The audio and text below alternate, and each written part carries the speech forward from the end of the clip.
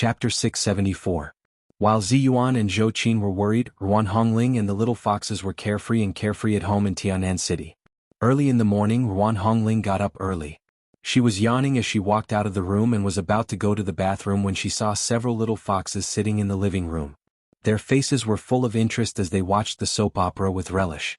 Ruan Hongling had been with these little foxes for a long time, and she knew that they were no different from ordinary little girls.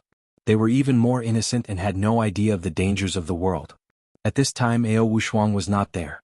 Before leaving, Ziyuan had specifically asked Ruan Hongling to help take care of the Fox Zen school.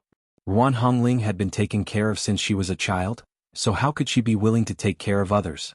But even so, she had no choice but to take on the responsibility, because the entire Fox Zen school was almost empty now.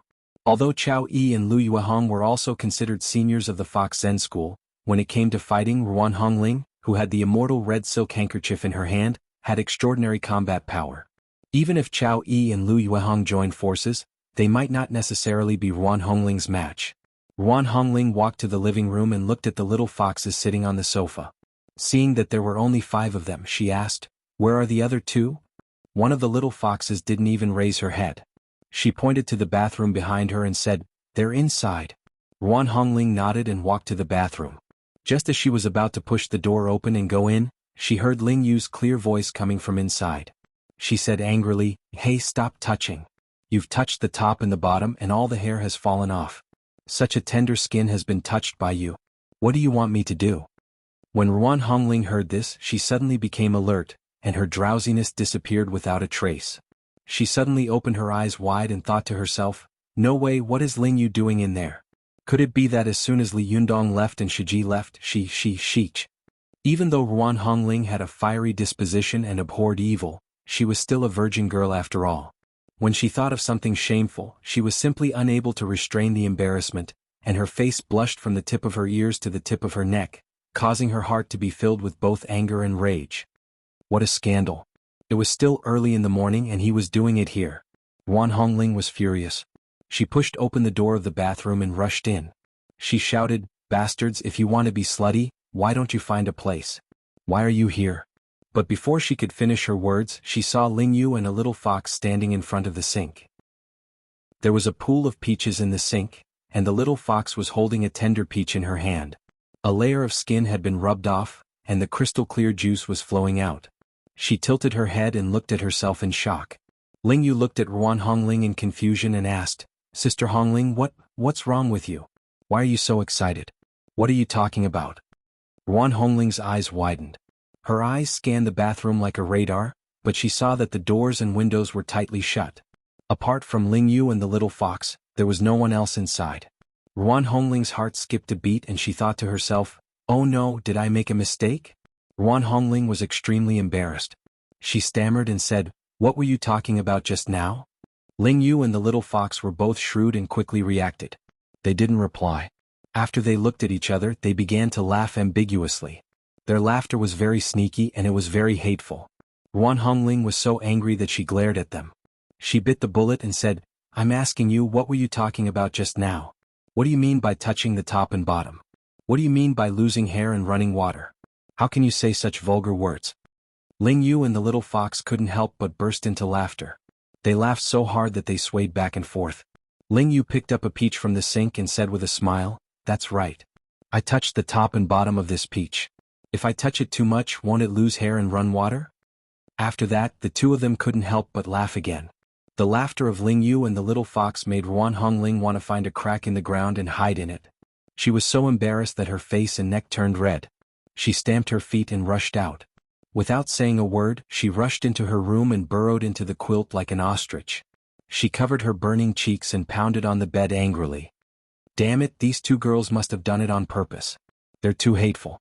After a while, Ruan Hongling heard another burst of laughter coming from outside the door. It was obvious that Ling Yu had told the other little foxes what had happened just now, making them laugh. Ruan Hongling was so angry that tears were about to fall from her eyes. She had never suffered such humiliation before. "Bastards, bastards, a bunch of bastards." Ruan Hongling gritted her teeth and cursed in a low voice. But just as she was getting angry out of shame, she suddenly heard a shout from outside the door, "Sister Hongling?" Ruan Hongling was so ashamed and angry that she didn't want to answer them. She stuffed her ears with a pillow and said in a low voice, "I don't want to hear it. I can't hear it. I can't hear it." Although the little fox's kung fu was not good, they were, after all, little spirits. It didn't take long for their shouts to not weaken. Instead, they became clearer and clearer in Ruan Hongling's ears. Ruan Hongling was furious.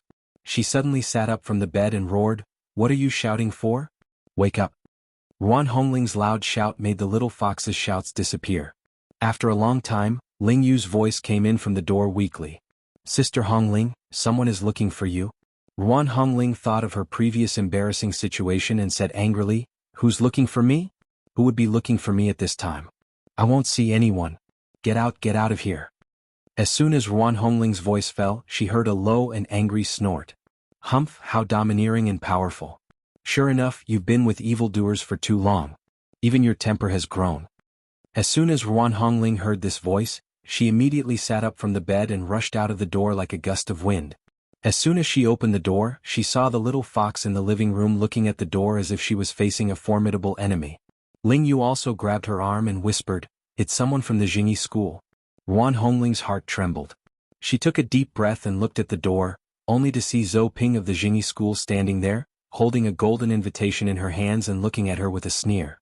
When Zhou Ping saw Ruan Hongling coming out, she sneered, then turned around and left. Ruan Hongling shouted, "Stop! What are you doing here?"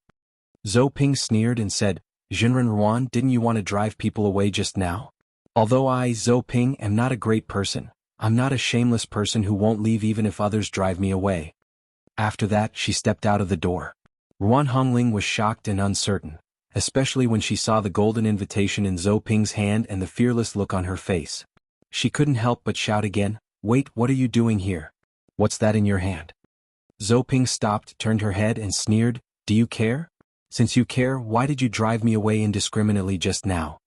Ruan Hongling was unwilling to talk about what had happened before, but she was also shy and couldn't bring herself to apologize, so she stiffened her neck and said, "You can't leave.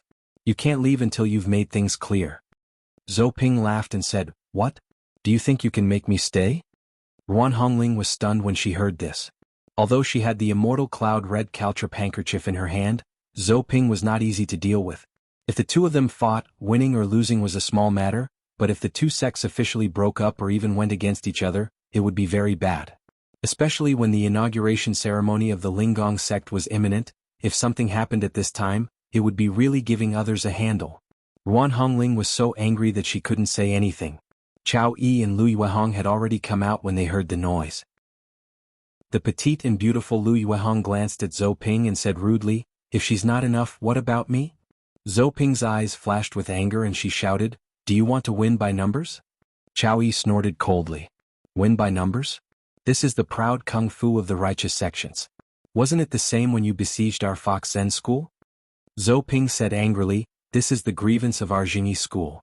It has nothing to do with the evildoers of your Fox Zen school. If you know what's good for you, leave quickly." When the little foxes of the Fox Zen school heard her call them evildoers, even a clay figurine would get angry. What's more, the two sects had already formed a lot of enmity before. The little foxes suddenly became furious and cursed, "You're the evildoer.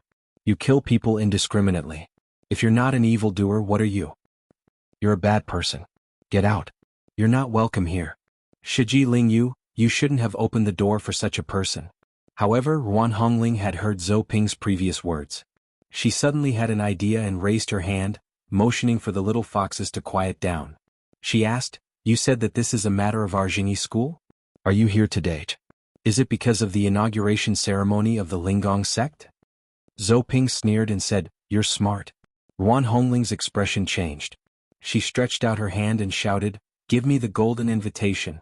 Zhou Ping sneered. "Do you think you're invincible, Li? You want me to obediently hand it over with just a few words? Let me tell you, if you don't apologize today, don't even think about getting this golden invitation. If you have the ability, come and grab it." Ruan Hongling was so angry that her face turned pale. Ling Yu looked at Ruan Hongling apologetically and said softly, "Sister Hongling, I'm sorry. If it weren't for us." Ruan Hongling immediately interrupted her and said in a low voice, "It has nothing to do with you. The Jingyi school has always liked to make trouble for us. Ruan Hongling took a deep breath and repeated in her heart as if she were hypnotizing herself, "A little impatience will spoil a great plan, and a little impatience will spoil a great plan." She calmed herself down, gritted her teeth and said, "Jinren-zo, I'm really sorry for offending you just now. Please give me the golden invitation for the sake of us both being disciples of the Jinyi school." When the little foxes saw Ruan Hongling lowering her head and apologizing, they immediately clamored, "Don't apologize. If you don't want the golden invitation, then don't. What's the big deal?" Zhou Ping laughed and said, "It's not a big deal. It's just that without this golden invitation, you won't even be qualified to attend the ceremony of the Linggong sect. Moreover, I, Zhou Ping, traveled thousands of miles to deliver the golden invitation, but I was scolded and sent out. If this news gets out, how will all the cultivators in the world view your Linggong sect? Your Shiji Ziyuan still wants to be the next leader? Bah! Stop dreaming." Ling Yu jumped up and said angrily, "It was just a misunderstanding. Sister Hongling was just joking with us. Who told you that? Don't think too highly of yourself." Zhou Ping was furious. "Is it your turn to speak here?" As she said this, she turned her head and glared at Ruan Hongling. "Ruan Hongling, are you determined to give up? Hurry up and take the golden invitation according to etiquette." Ruan Hongling felt extremely wronged and angry. She forced a smile, bent down, raised her hands and said respectfully, "Please give me the invitation." Zhou Ping snorted coldly and glanced at Ruan Hongling. "That's more like it. Here, take it." After handing the golden invitation to Ruan Hongling, she glanced coldly at the other people of the Fox Zen school, smiled coldly and turned her head to leave. After she left, Ruan Hongling straightened up and stared at the golden invitation in her hand. For a moment she thought of how she and her Shiji had been living alone all these years. They had been guarding the Linggong sect, which was declining day by day, and had suffered the harassment and contempt of some people of the Jinyi school. Especially last time, Zhang Ling and the others of the Jinyi school had ransacked the cave of the Linggong sect in front of her, and even the souls of Yu Jiao and Zhuang Rong had been taken away. Such a great humiliation was really unforgettable. Thinking of this for a moment, Ruan Hongling felt sad. Her tears fell, splashing on the golden invitation drop by drop. The crystal tears rolled on the gilded invitation and fell to the ground. The little foxes on the side couldn't help but think of their own sex when they saw this. They felt the same way and began to cry. Ling Yu comforted Ruan Hongling in a low voice, "Sister Hongling, don't cry. When the inauguration ceremony of the Linggong sect comes, we will definitely ask our leader to stand up for you." The other little foxes also said in unison, "Yes, we support you, Sister Hongling." Lu Yuehong and Chao Yi also said resolutely, "The Jinyi school has gone too far. Hongling, don't worry. We will definitely help you and Jinren Ziyuan." Ruan Hongling wiped her tears and forced a smile. "It's okay. Don't worry. You don't have to worry about us. Come on, let's watch TV." Ruan Hongling quickly wiped her face, sat down on the sofa, and said to the little foxes with a forced smile, "Let's not talk about these unhappy things. Let's watch TV." As she said this, she pressed the remote control and changed the channel while asking, "What do you want to watch?" Although the little foxes were heartless, they still knew what was going on. They said one after another, "Sister Hongling, we'll watch whatever you want to watch." Ruan Hongling's heart was in a mess. There was nothing she wanted to watch, so she changed the channel aimlessly. The other little foxes also followed her thoughts and watched her change the channel. When they saw something they wanted to watch, they opened their mouths but swallowed back their words. But suddenly Ling Yu grabbed Ruan Hongling's arm and said, "Hey, Sister Hongling, turn back the channel. I seem to have seen a piece of news." Ruan Hongling was shocked. She came to her senses and rewound 2 channels. Suddenly, she saw a group of Japanese people worshipping and burning incense at the Cold Mountain Temple on the TV screen. This group of Japanese people was holding many banners and flags, and one of them was the most conspicuous, which read, "The Pioneer Group of the Friendly Exchange of the Japanese Cultivation World." After what had happened at the last Taoist assembly, Ruan Hongling had become a lot more vigilant about the cultivators of the Japanese cultivation world. When she saw this scene, she was suddenly stunned. She thought to herself, there are many traditions of communication in the Japanese Buddhist world, but many of these people are wearing the clothes of Shintoism, and some are even wearing the clothes of yin-yang masters. They are not Buddhist cultivators. How can they have a friendly exchange? Not only was she confused, but the little foxes also looked at each other in dismay. Ling Yu laughed and said, "Last time at the Taoist assembly, there were 3 Japanese people, 1 old, 1 young and 1 young. This time they came as a group? Do they think they are playing a large-scale game?" Ling Yu had been involved in the mortal world for a long time, and she knew more about fashionable things than ordinary people. Her casual words immediately made the other little foxes giggle. It doesn't matter how many people come. The sect leader alone can take care of all of them. The little foxes said this casually, but it immediately made Ruan Hongling's heart skip a beat. She thought to herself, why are the members of this group so complicated? Why didn't they come earlier or later? Why did they choose this time? What does it mean to be a pioneer group? Is there a successor group? Why did they collectively rush to our country at this time? Chapter 675. The collective visit of the Japanese cultivation group immediately attracted the attention of the high-level officials of Japan, and their nerves were also highly tense. In the decades since the founding of the People's Republic, the Japanese Buddhist world had often visited each other on a large scale because of the same root and the same source. In particular, in recent years, a series of large-scale pilgrimages carried out by the Japanese Buddhist sects were quite frequent. Since 1984, almost every year, the Japanese Shingon sect would visit the country, either for Buddhist exchanges, tourism, or pilgrimages. The more influential one was that in 2004, the Japanese Shingon sect organized a visiting group of about 350 people to visit Fujian and went on a pilgrimage to the Kaiyuan Temple in Fujian, where Master Hongfa had once lived. In addition, in January of the same year, Mount Koya University and the Hong Kong Buddhist Society jointly held a large-scale Buddhist exchange activity, leading the believers of Hong Kong, Taiwan, and Japan to walk the road of Konghai to the Holy Land of Tang. On April 9 of the same year, Master C.I. Yuan, the abbot of Mount Koya Shingon Tantric sect, once again started the pilgrimage of Master Hongfa to the Tang dynasty, which attracted the attention of the Japanese cultivation world.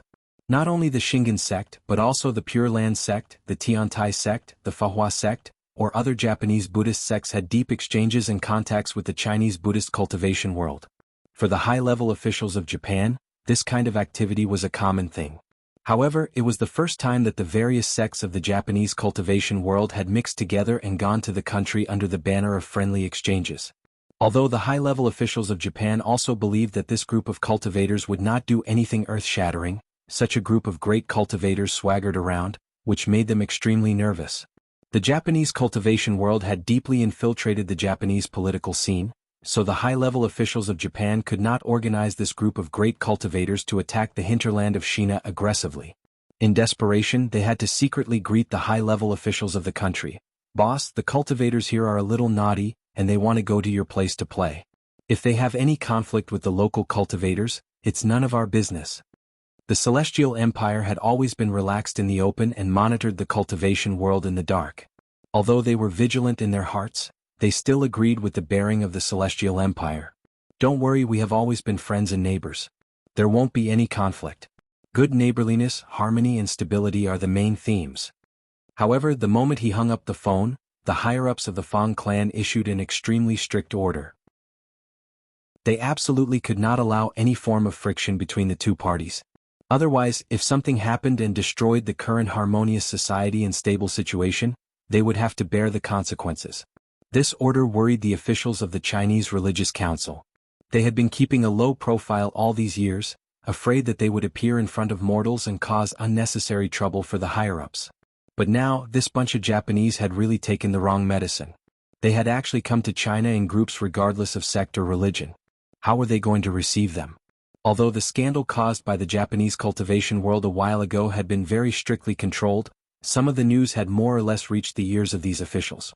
At first, they were still somewhat gloating, but soon the Japanese cultivation world that had gone berserk made them unable to laugh. In order to deal with this situation, the council held an emergency meeting. Representatives of the major cultivation sects gathered together to discuss how to deal with this difficulty with worried faces. Most of these representatives used to be the best of the various sects in the cultivation world, and most of them were even the lineal descendants of the major sections. They were originally full of sharp cultivators, but after being officials for a long time, they had been contaminated with the atmosphere of bureaucracy. When they spoke, they were full of clichés and official words.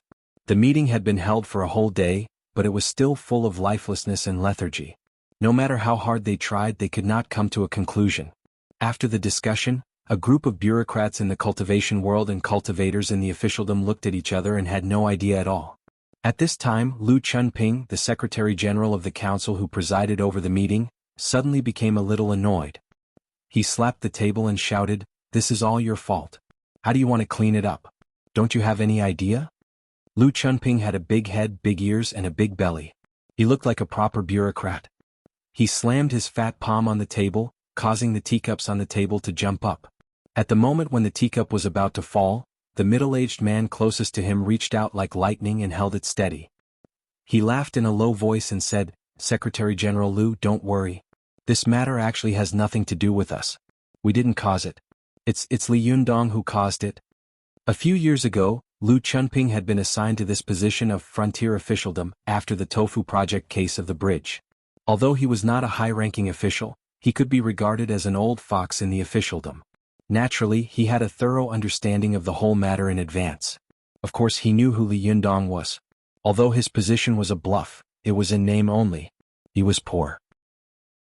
The power of the Yamen was even smaller than that of the Secretary General of a county committee. Although he could be regarded as an official in the capital, who was behind Li Yundong, Li Yuanbo and Zhou Kechang. They were all high-ranking officials of the frontier. 200 years ago, they were all governors and inspector generals who had the power of life and death. What about him? At best, he was just a nobody in the Ministry of Rights, not even an assistant minister. Besides, the power of officialdom was intertwined and complicated. Who was standing behind Li Yuanbo and Zhou Kechang? Lu Chunping shuddered at the thought of it. How could he provoke such a character? It would have been better if the middle-aged man hadn't mentioned it. As soon as he did, he became angrier and angrier. He didn't accept the man's help to hold the teacup steady. He puffed up his eyes and shouted, "Nonsense, the focus now is how to deal with it. How to solve it. What's the use of investigating the problem?" His words made the representatives of the other sects look at each other and secretly curse in their hearts. "Didn't you start it just now? Humph, it's still you no matter what, it's still you no matter what." However, the representatives of the various sects had been in the officialdom for a long time, and they had all become very slippery. Although they were unhappy, they were all safe and sound like cowards. No one was willing to shoot the bird that stood out. Lu Chunping saw that everyone was like a gourd with its mouth cut off. He became more and more displeased. "Why are you all mute? Aren't you usually very talkative? Hey Taoist priest Qingyang. Didn't you always brag to me about how your Chuanjin dragon sect was? Why are you not willing to stand up at this time?" Taoist priest Qingyang, who was sitting next to him, was the man who had helped him hold the teacup steady before. He smiled awkwardly and said, "Secretary General Lu, this matter is too big. We can't handle it alone. Why don't you ask for the opinion of the Jingyi school?" The representative of the Jingyi school was Zhang Xianxing, the uncle of the Lady of the Earthly Fire. Although he was in his 80s, he looked no different from a person in his 40s. He had good ears and eyes, was strong and walked as fast as he could. However, when he heard Taoist priest Qingyang's words, he cursed in his heart and immediately pretended to be old, as if he had gone deaf at this moment. "What did you just say?" When the cultivators of the other sects saw that he was pretending to be deaf and dumb, they laughed in their hearts. Lu Chunping was so angry that he flew into a rage. He said angrily, "You won't say anything, will you? Well, then I'll make the decision myself." The representatives of the other sects suddenly breathed a sigh of relief and complimented him one after another. "Secretary General Lu, your idea must be good." Lu Chunping slapped the table and said angrily, "Bullsh *T, didn't you just pretend to be deaf and dumb? Why do you all know how to speak now?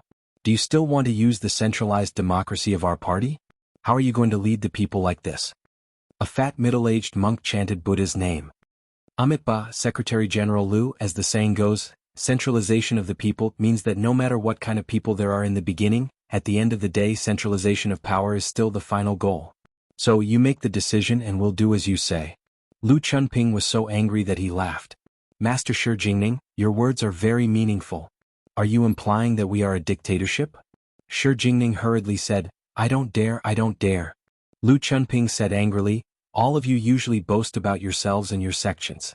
Today in this kind of situation all of you are pretending to be cowards. Do you think I don't know what you're thinking?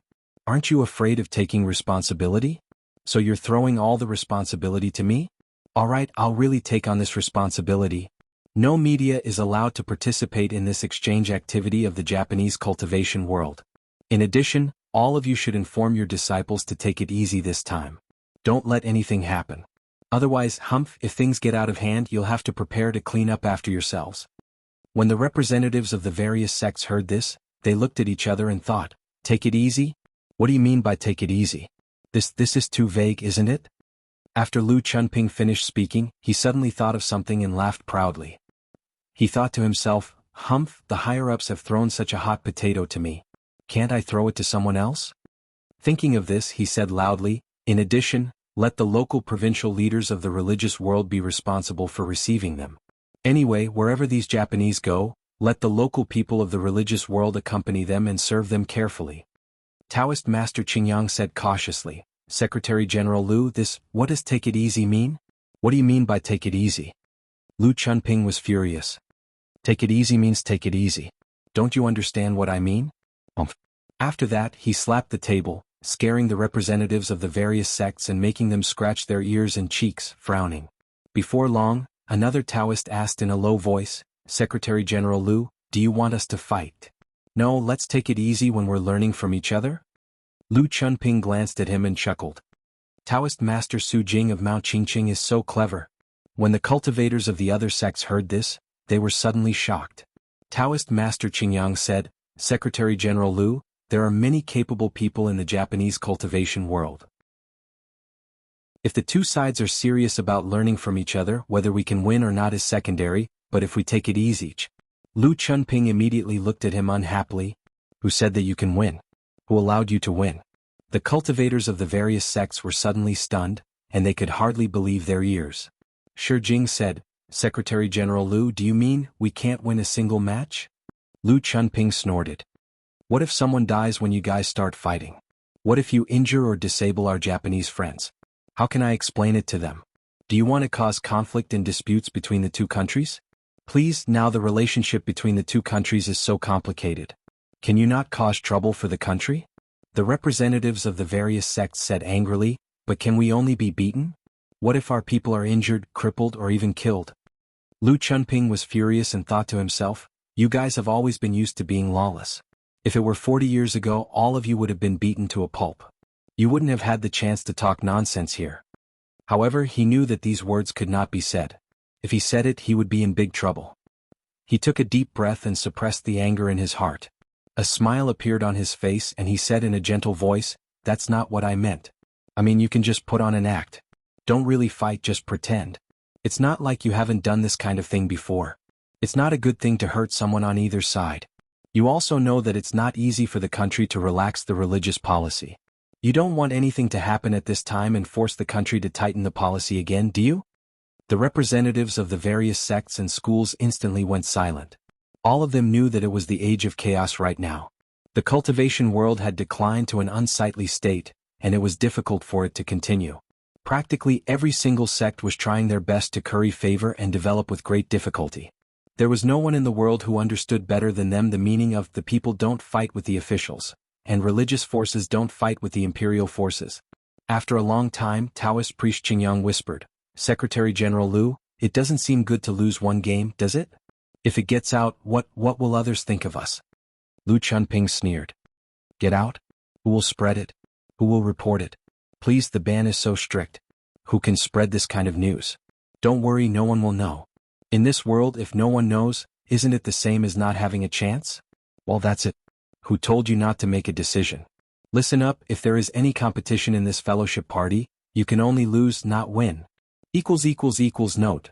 The country manages the cultivation world, which is to say the religious world, by the State Bureau of Religious Affairs and other agencies. The subordinate agency is the National Religious Association. In order to avoid suspicion, it was changed to a council. Therefore, readers don't need to look into it. Thank you. In addition, if some readers think that this chapter is fake, how can there be such a brainless official? Before scolding people, please pay attention to the various relevant insider information of the State Sports Commission. You will find that the lower limit of brainlessness is even lower. As the saying goes, meat eaters are despicable. Chapter 676. What? You can't win?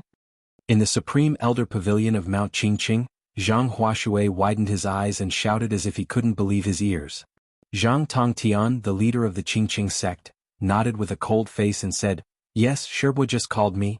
Zhang Huashui suddenly jumped 3 feet high and shouted angrily in Sichuan dialect, Which son of a bitch's idea is this?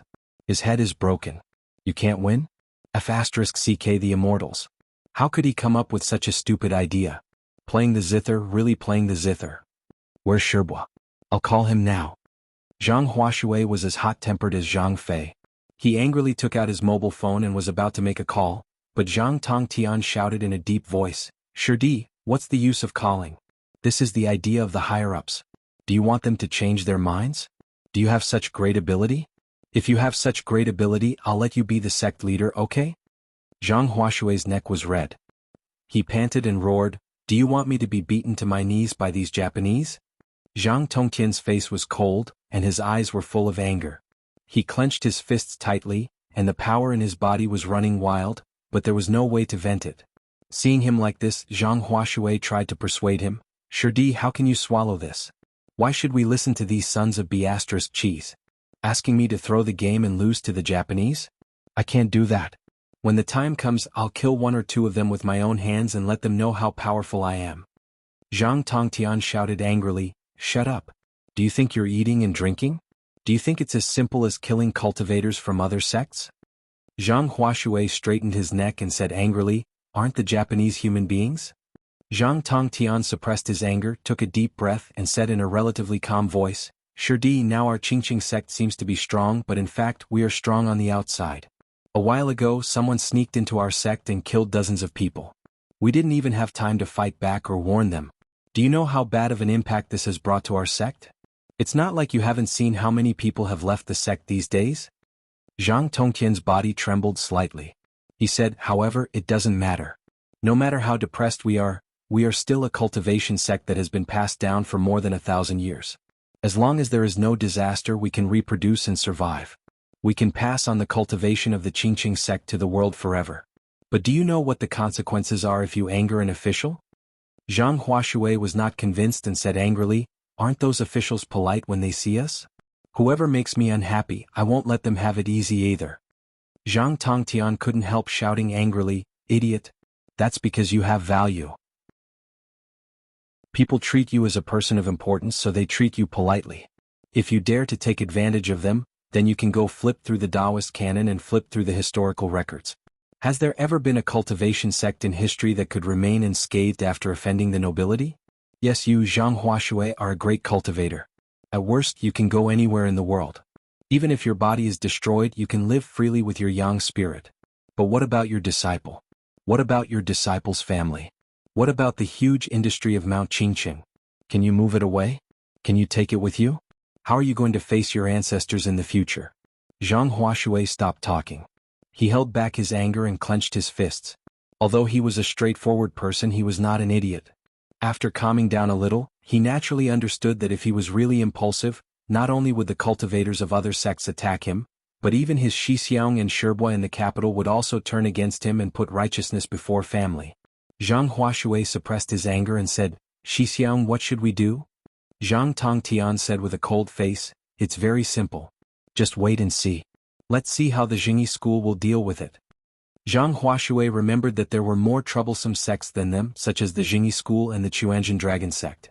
The anger in his heart suddenly dissipated a lot.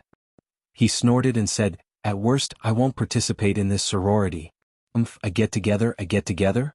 What the hell? A group of Japanese people came to our country. What good can they do? Damn it, the brains of these officials are broken, and they're still bowing and scraping, acting so subservient. Damn it. Do they think they will look up to us just because of this? Zhang Tongtian didn't comment.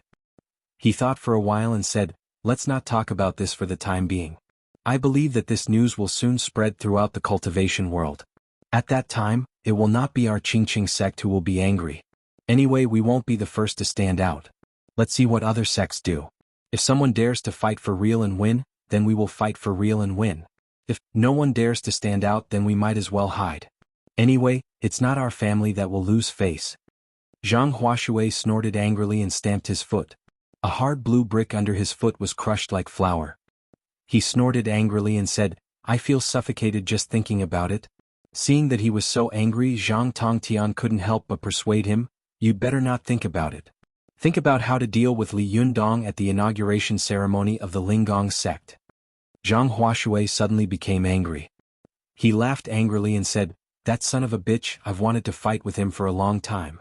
It's a good time to settle old and new grudges together.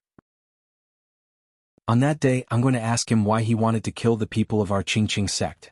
Zhang Tongtian said in a low voice, "The murderer may not be him. It's too early to draw a conclusion." Zhang Huashui snorted and said, "Even if it's not him, it must have something to do with him. It must have something to do with the Fox Zen School. He is the leader of the Fox Zen School. If we don't look for him, who else can we look for? Humph, it's fine if he doesn't come to the inauguration ceremony of the Linggong sect. If he does, I will definitely teach him a lesson. How dare a small Fox Zen school behave atrociously in Mount Qingqing?" Zhang Tongtian didn't comment. After a while, he sighed slowly and said, "Yes, I'm afraid that he won't come." Just as Zhang Tongtian and Zhang Huashui were privately criticizing each other, the whole cultivation world in China was in an uproar because of the news that they could only lose and not win. Although the cultivators of all sects were seething with resentment for a while, the experienced and prudent cultivators of the sects quickly suppressed this resentment. In their opinion, since they could only lose, no one could laugh at each other and the news could not spread. The threat of the Japanese cultivation world was just a scourge. The upcoming inauguration ceremony of the head of the Linggong sect, which was about to be held by the Jingyi school, was a serious problem. If Ziyuan successfully took over as the head of the Linggong sect, how would the structure of the cultivation world evolve? Would she continue to follow the leadership of the Jingyi school? If Ziyuan failed to take over as the head of the Linggong sect, would the Jingyi school annex the Linggong sect? If the annexation was successful, how would the power structure of the cultivation world change? Moreover, in this inauguration ceremony, how would Li Wudi, who had a close personal relationship with Ziyuan, react? If he supported Ziyuan, what kind of changes would it cause? Regarding this, the cultivators of various sects could be said to have their eyes wide open. They held their breaths and waited for the arrival of the day of the succession ceremony. However, there were also many cultivators of all sects who didn't take the inauguration ceremony seriously. Instead, they took the collective visit of the Japanese cultivation group as a big deal. In the Longmen building of Tianan City, Du Fei was originally concentrating on dealing with the documents in front of him, but soon he was disturbed by a hurried knock on the door. He raised his head and said, "Please come in." Soon, the door of his office was pushed open by a young beauty in professional O1 clothes. Behind her stood a man with extremely sharp eyes. It was Wei Qing and Yu Sheng. When Du Fei saw them, he immediately frowned slightly. He turned his head and said to the secretary who was waiting for his signature, "You go out for a while." The secretary obediently retreated. When Wei Qing saw her close the door, she immediately rushed to the table, pressed her hands on the table and said angrily, "Shi Xiang, have you heard?" Du Fei put down his pen unhurriedly, leaned back in the large boss's chair and said, "What did you hear?" Wei Qing patted the document in front of him and said angrily, "You must know. Don't pretend. It's a matter where you can only lose and not win." Du Fei sighed. "As soon as I saw you two come in, I knew it was about this." "What? You don't expect me to turn the tide, do you?" Yu Sheng, who had always been quiet, also said in a deep voice, "Shi Xiang, you have a wide network of people. Maybe you can pass a message to the higher-ups. How can this work? You can only lose and not win? How can you say such absurd words? What do you think the people of Huaxiao are?" Du Fei rubbed his temples with both hands and said with a bitter face, "You two are really hot-blooded. It's obvious that the officials don't want to be implicated, so they made this idea. However, you can't be so naive as to think that I can make them change the result just by passing a word to them, can you? Don't be kidding. You know how to save face, but don't the officials know? If you take back what you just said, aren't you just slapping him in the face?" Wei Qing's pretty face turned pale with anger. She said angrily, "Should we lose face? Shi Xiang, you are the most resourceful. Hurry up and think of a way." Du Fei waved his hand and said, there's no way at all. This is a dead end. If you can't do it, don't think about it." "Well, at least I can't do it." Wei Qing's heart skipped a beat and she asked tentatively, "Then who can do it?" Yu Sheng suddenly blurted out, "Li Yundong?" Wei Qing's eyes lit up. Yes, he must have a way. Seeing that she was about to turn around and leave, Du Fei immediately stopped her and said, "Hey, are you crazy? Don't you know that the Medicine King tripod made a lot of noise a while ago? Don't harm Li Yundong. He won't be able to solve this problem." Wei Qing and Yu Sheng looked at each other, and a trace of despair and unwillingness flashed in their eyes. "Are we going to swallow our anger and be humiliated? Du Fei pondered for a while and said, "Go find someone. Maybe he has a way." Wei Qing and Yu Xing quickly asked nervously, "Who?" Chapter 677. Seeing the nervous expressions on Wei Qing and Yu Xing's faces, Du Fei immediately laughed and said, "You know this person too. He's our Sherbois." Wei Qing stamped her feet and said, "Xixiang, there are several Sherbois. Which one is it?" However, Yu Xing suddenly had an idea and said tentatively, "Could it be Sherbois Mi Jingzi?" Mi Jingzi was the Taoist name of Zhang Zhishuan, the abbot of Yuchan Palace in Hainan. When Du Fei heard this, he nodded approvingly at him and said, "Yes, Sherbois Mi Jingzi has a wide range of friends, and he once served as the executive director of the National Taoist Association. He is also a highly respected cultivator, so his words carry much more weight than mine. Go and ask him and see what he thinks." Wei Qing looked at Yu Xing in surprise and laughed. "You're a blockhead, but you're quite quick-witted today. Not bad." Yu Xing snorted softly. "Let's go and find Sherbois Mi Jingzi." After that, he turned around and walked out. Wei Qing quickly shouted, "Hey, wait for me." Wai Zhu, they were almost there. The two of them rushed to Dingan County in Hainan without stopping. By the time they arrived at Yuchan Palace, it was already a few hours later. Because they were from the same sect, Wei Qing and Yu Xing arrived at Yuchan Palace. After seeing Zhang Zhishuan's two disciples and reporting their identities, they were immediately warmly received by the two Taoists, one tall and one short. The tall Taoist smiled and said, "It turns out that the little Shirji of our sect is here. Please come in. What are you doing here?" Zhang Zhishuan's seniority was extremely high, so his disciples' seniority had also risen. Therefore, when they saw the two cultivators of the Chuanzhen Dragon sect, one was young and handsome, and the other was young and lovely, they thought that they were a few generations lower than them. However, Wei Qing was unwilling to be at a disadvantage. She said angrily, "You're the Shirji. Du Fei and we are fellow disciples. According to seniority, we should be of the same generation." The tall Taoist raised his head and laughed. Yes, then I'll call you little Shimmy." Wei Qing snorted. "When did you enter the sect? Tell me. Maybe I'm your Sherbois." Yu Xing couldn't stand it anymore. He glared at Wei Qing and said, "Stop it. We're here to look for Uncle Master Mi Jingzi. Who would have the time to dawdle here?" When Wei Qing heard this, she made a face and said, "Well, for your sake, I won't care about this now." After that, she said to the short Taoist beside her with a smile, "Where's Sherbois Mi Jingzi? We need to talk to him about something." The short Taoist usually cultivated in seclusion with his senior martial brother in the Jade Toad Palace. He almost never stepped out of the door. He barely left the Ding'an district. Not to mention the outside world, he had not even seen many of his fellow Taoists in the cultivation world. Although Wei Qing's beauty was not as good as that of Ziyuan, Zhou Qin, and the others, she was still a rare beauty. In particular, she was slender and well-proportioned, and her voice was as pleasant as a skylark's. Her smile almost made the short Taoist's soul disappear. He quickly calmed down and focused his mind. After calming himself down a little, he took Wei Qing and Yu Xing to Zhang Zhishuan's residence. When they arrived at Zhang Zhishuan's residence, Wei Qing saw that Zhang Zhishuan lived in a rather simple bungalow. The doors and windows of the room were all made of wood, and the furnishings in the room were extremely simple. Except for a table, a few stools, a futon, a bed, and a sword hanging on the wall, there was nothing else. At a glance, Wei Qing saw that Zhang Zhishuan was standing in front of the table, holding a brush and writing calmly. She quickly stood to the side and took a look, only to see that he was writing a couplet. The first line was, "Stealing Kunlun longevity wine," but he was writing the second line. The short Taoist and the tall Taoist led Wei Qing and Yu Xing to Zhang Zhishuan's room. When the tall Taoist saw that Zhang Zhishuan didn't even raise his head, as if he hadn't seen them, he couldn't help but say, "Master, there are guests." Zhang Zhishuan remained silent and continued writing calmly. The tall Taoist said again, "Master, they are junior martial brothers and sisters of the same sect." Wei Qing, who was standing to one side, immediately muttered in a low voice, "It's hard to say who is older and who is younger." Zhang Zhishuan still didn't say anything, nor did he raise his head. However, he couldn't put down the brush for a long time. After waiting with them for a while, the short Taoist couldn't stand it anymore. He looked at his Xixiang, stepped forward, grabbed the brush from Zhang Zhishuan's hand and said, "Master, there are guests. It's not good for you to neglect them like this, is it?" Zhang Zhishuan finally raised his head. His sharp eyes, which seemed to be able to see through people's hearts, glanced at Wei Qing and Yu Xing.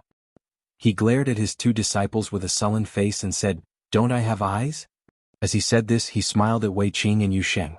"So it's you. When you were young, I went to attend your master's apprenticeship ceremony." Wei Qing saw Zhang Zhishuan's sage-like face. Although he was only 100 years old, he was hale and hearty, and his eyes were sharp. Even young people like her were no match for him. She couldn't help but admire him and thought to herself, "It's said that Shibuami Jingzi is a very low-key great cultivator." When the 5 masters of lightning retribution in the world were ranked, if he hadn't kept a low profile and not participated, I'm afraid that he would have had a place among the 5 masters of lightning retribution in the world. Even Yu Sheng, who was young and arrogant, restrained his spirit in front of Zhang Zhishuan. He bowed respectfully and then quickly told Zhang Zhishuan the purpose of their visit. After that, Wei Qing said, "Shibuami Jingzi, now you're the only one who can stand up for him. Hurry up and think of a way." Zhang Zhishuan sighed softly, shook his head and didn't say anything. Soon, Wei Qing and Yu Sheng's hearts suddenly skipped a beat. Wei Qing knew that something was wrong and quickly asked, "Shibua, what's wrong? Can't you do anything about it?"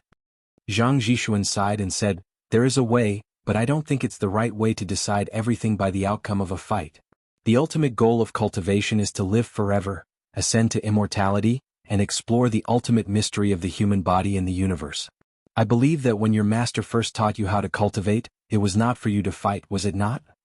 Wei Qing smiled bitterly and said, "Shibua, now that the Japanese are right in front of us, what's the use of saying this?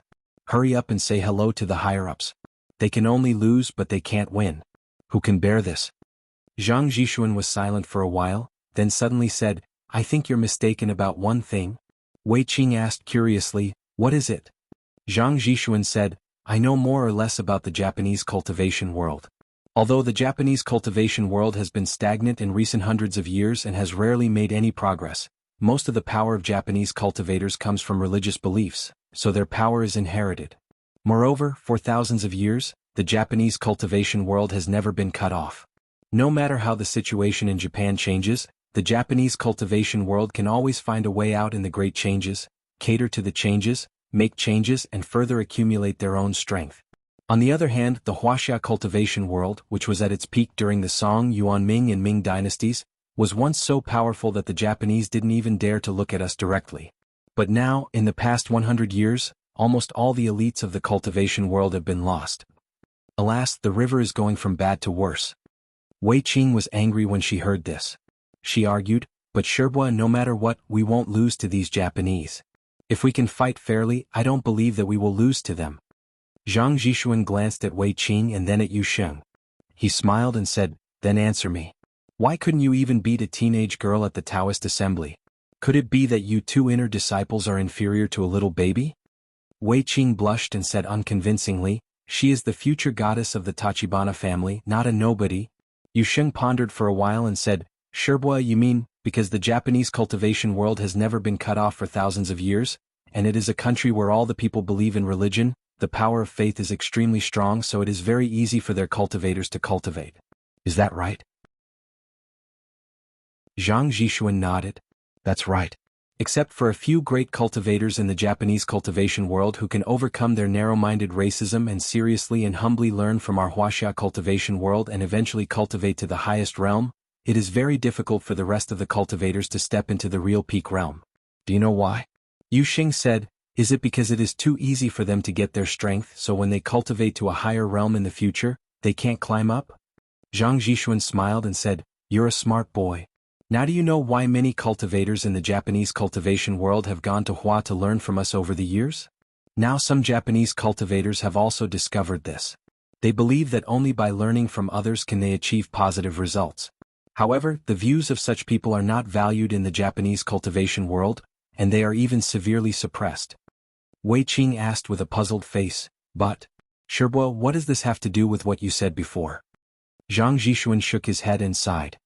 "There's something wrong with your comprehension. Didn't I say it before? The Japanese get their strength quickly and easily, so do you think that even if someone sets a rule for you that you can only lose and not win, you will definitely win?" Wei Qing was very unhappy when she heard this. "Shibua, what do you mean? Isn't this boosting the morale of others and destroying our own prestige?" Zhang Zhishuan smiled and said, "Then do you know what it means to know yourself and know your enemy? Come on, let me ask you, are there any yin-yang masters among the Japanese cultivators who came this time? Wei Qing immediately nodded and said, yes. There are yin-yang masters from the Abe family and the Kamo family. Zhang Zhishuan asked again, these two families are yin-yang master families with hundreds or even thousands of years of tradition. Do you know who they are? Wei Qing said as if she was counting her family treasures, the patriarchs of the two families are here. Zhang Zhishuan smiled and said, Abe is right, Kamo. These two are great masters in the Japanese cultivation world. Among the cultivators of the younger generation in the Hua cultivation world, no one is a match for them. As soon as he said this, his two disciples were immediately unhappy. The taller disciple shouted, Master, am I that old? No matter what, I am still a cultivator of the younger generation, right? How can I not beat these two old Japanese? Zhang Zhishuan glared at them and said, you two are Jinshin masters that I helped you open up your meridians with qi and countless elixirs. How many times have you fought? Apart from the number of times you have practiced with each other on a daily basis, can you count the number of fingers on your hands? You don't even have any actual combat experience, yet you want to fight with others? I'm laughing my head off. Do you know how dangerous it is to fight with masters of their level? If you are not careful, your body and soul will be destroyed. You two little Jinshin, what are you showing off for? It's as if you're afraid that others won't know. The tall Taoist and the short Taoist were blushing from his scolding. They kept quiet and kept quiet. Wei Qing, however, widened her eyes and looked at the two of them with new eyes. Wow, are you two Jinshin masters? That's amazing. Yu Xing looked at them enviously, but then he lowered his eyes, a trace of unwillingness and indignation flashing in them. Zhang Zhishuan shook his head and said to Wei Qing, don't pay attention to these two guys who have never seen the world. How dare they speak so arrogantly with a small Jinshin? They are really frogs at the bottom of a well. In addition to the Onmyoji, do you know who else in the Japanese cultivation world has come? Wei Qing thought for a moment and said, there are also the abbots of the Tiantai sect, the Pure Land sect, the Fahua sect, the True Word sect, and other Buddhist sects, as well as the great priests and goddesses of many Japanese Shinto cultivation sections. Zhang Zhishuan looked worried. He shook his head and said, this time they have come out in full force. All the masters of the Japanese cultivation world have come. Not to mention others, I have seen the sect master of the Tiantai sect, Imagawa Kagumo. His cultivation is earth-shattering. Even I dare not say that I can win. As for the Pure Land sect, they are even more powerful. Their sect master, Masamura Siyuan, is a great cultivator. In the current cultivation world of China, I'm afraid that only the former Wang Yuanshan and the current Zhang Tianshi can match him. As for the others, alas. Wei Qing was dumbfounded and stammered, Sherbua, do you mean, even if we fight fairly we can't win? Zhang Zhishuan sighed and said, they came prepared as a group, but we are scattered sand. We are hindered from all sides, and we are besieged both internally and externally. Everyone has their own plans and every sect has their own plans. How should we deal with such a situation? Wei Qing straightened her neck and said, I don't believe that the Japanese are monolithic. There are many people from the Shinto sect here. The Shinto sect has always been at odds with the Buddhists. I don't believe that they can work together. Zhang Zhishuan said, you're right, but the power of the Shinto sect is still above that of the Japanese Buddhism. The great priest of the Ise Shinto Ise Xinguang is also a great cultivator. His strength is not inferior to that of Masamura Siyuan. The goddess Ise Chuyun is a weirdo in the Japanese female cultivation world. She is a genius that is rarely seen in 100 years. Moreover, she inherited the power of the gods of the Japanese Shinto sect. She is a female expert at the level of the Ksitigarbha goddess. In terms of fighting, except for Masako Tachibana, who can mobilize the power of the immortal Wisdom King, no one else is her match. Wei Qing was stunned. How could a little girl be more powerful than Zhang Tianshi? It can't be, can it? This is too exaggerated, isn't it? Zhang Zhishuan shook his head and said, no, the cultivators of the Shinto sect can only exert 100% of their strength in the shrine. Wei Qing patted her chest and said, I was scared to death. I thought that a young girl like her could beat Zhang Tianshi. That's really unreasonable. If Zhang Tianshi appears, will he be able to defeat the Japanese cultivators? Zhang Zhishuan shook his head again. No. Given Zhang Tianshi's character, he will definitely not come out of seclusion to take care of these things. Moreover, Zhang Tianshi has already passed the thunder tribulation, and the spring thunderstorm season is coming. At that time, It is very likely that he will break through the ninth stage of the Thunder Tribulation and reach the great way of the Golden Immortal. It can be said that he has already taken half a step into the immortal world. How could he care about these secular affairs? Wei Qing forced a smile and said, there must be someone who can deal with them, right? At least, Shibua, you can deal with them, right? However, Zhang Zhishuan had a rare serious expression on his face. He said slowly, no, I can't go. As soon as he finished speaking, Wei Qing, Yu Sheng and his two disciples immediately exclaimed, why?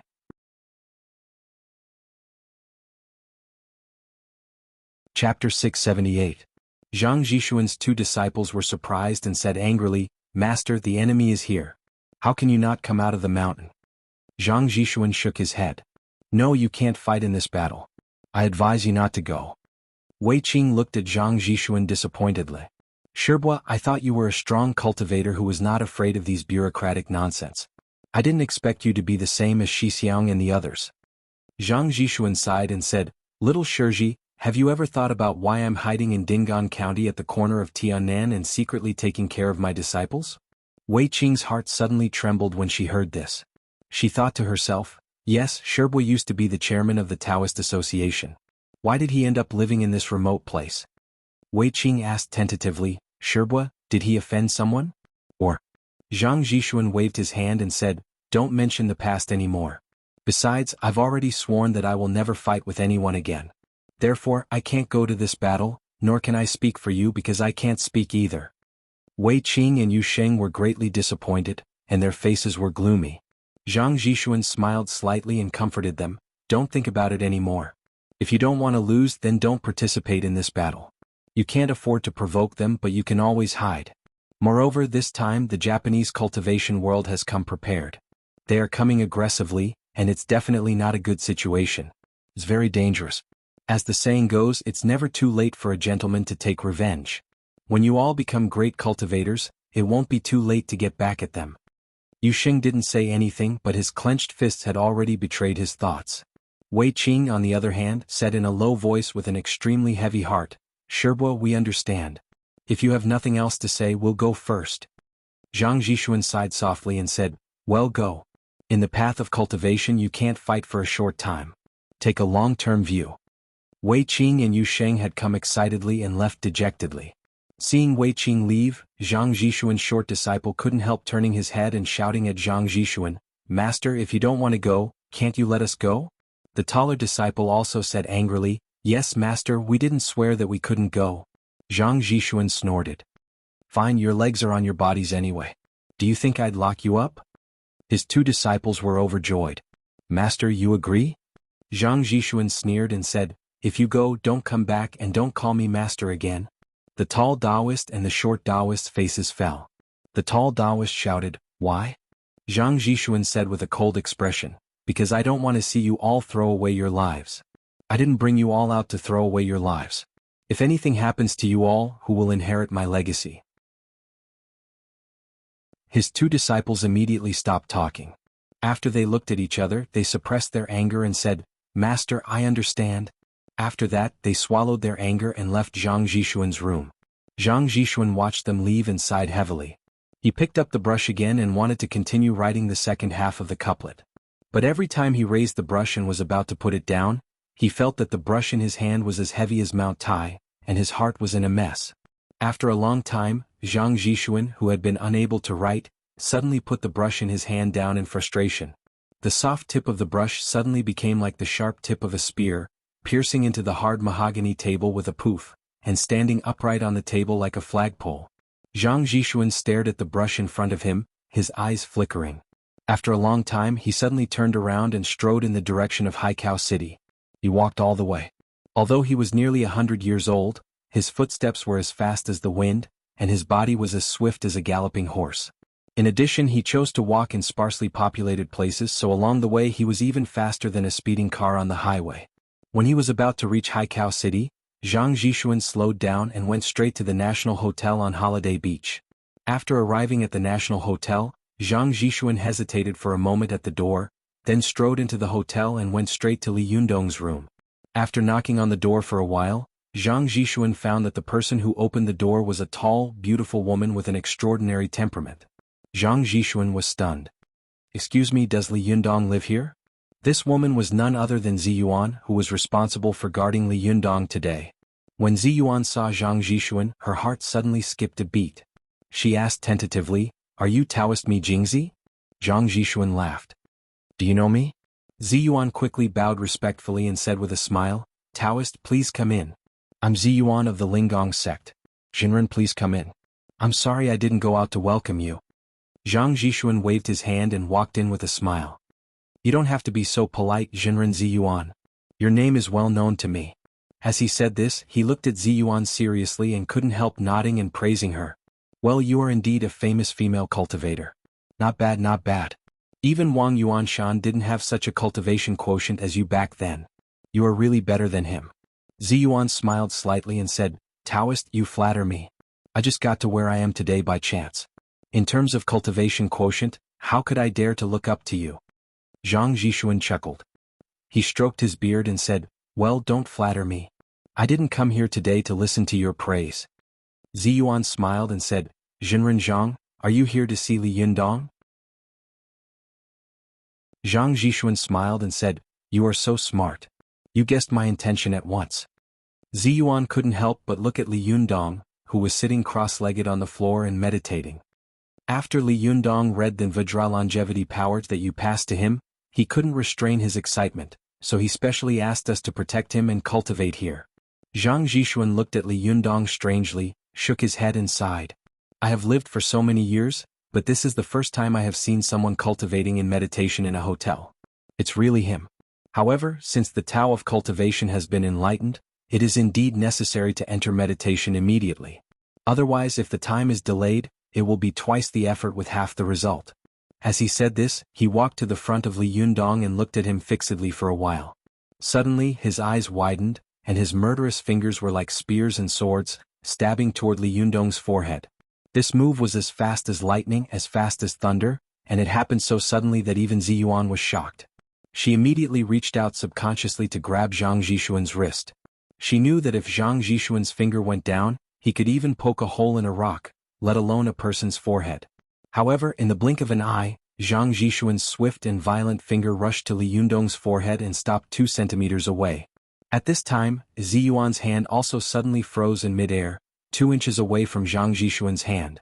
Zhang Zhishuan saw that Li Yundong seemed to be unaware of his finger, and his face was still calm and without any reaction. He nodded slightly and said, "Not bad, not thinking, not doing, not forgetting about things and me.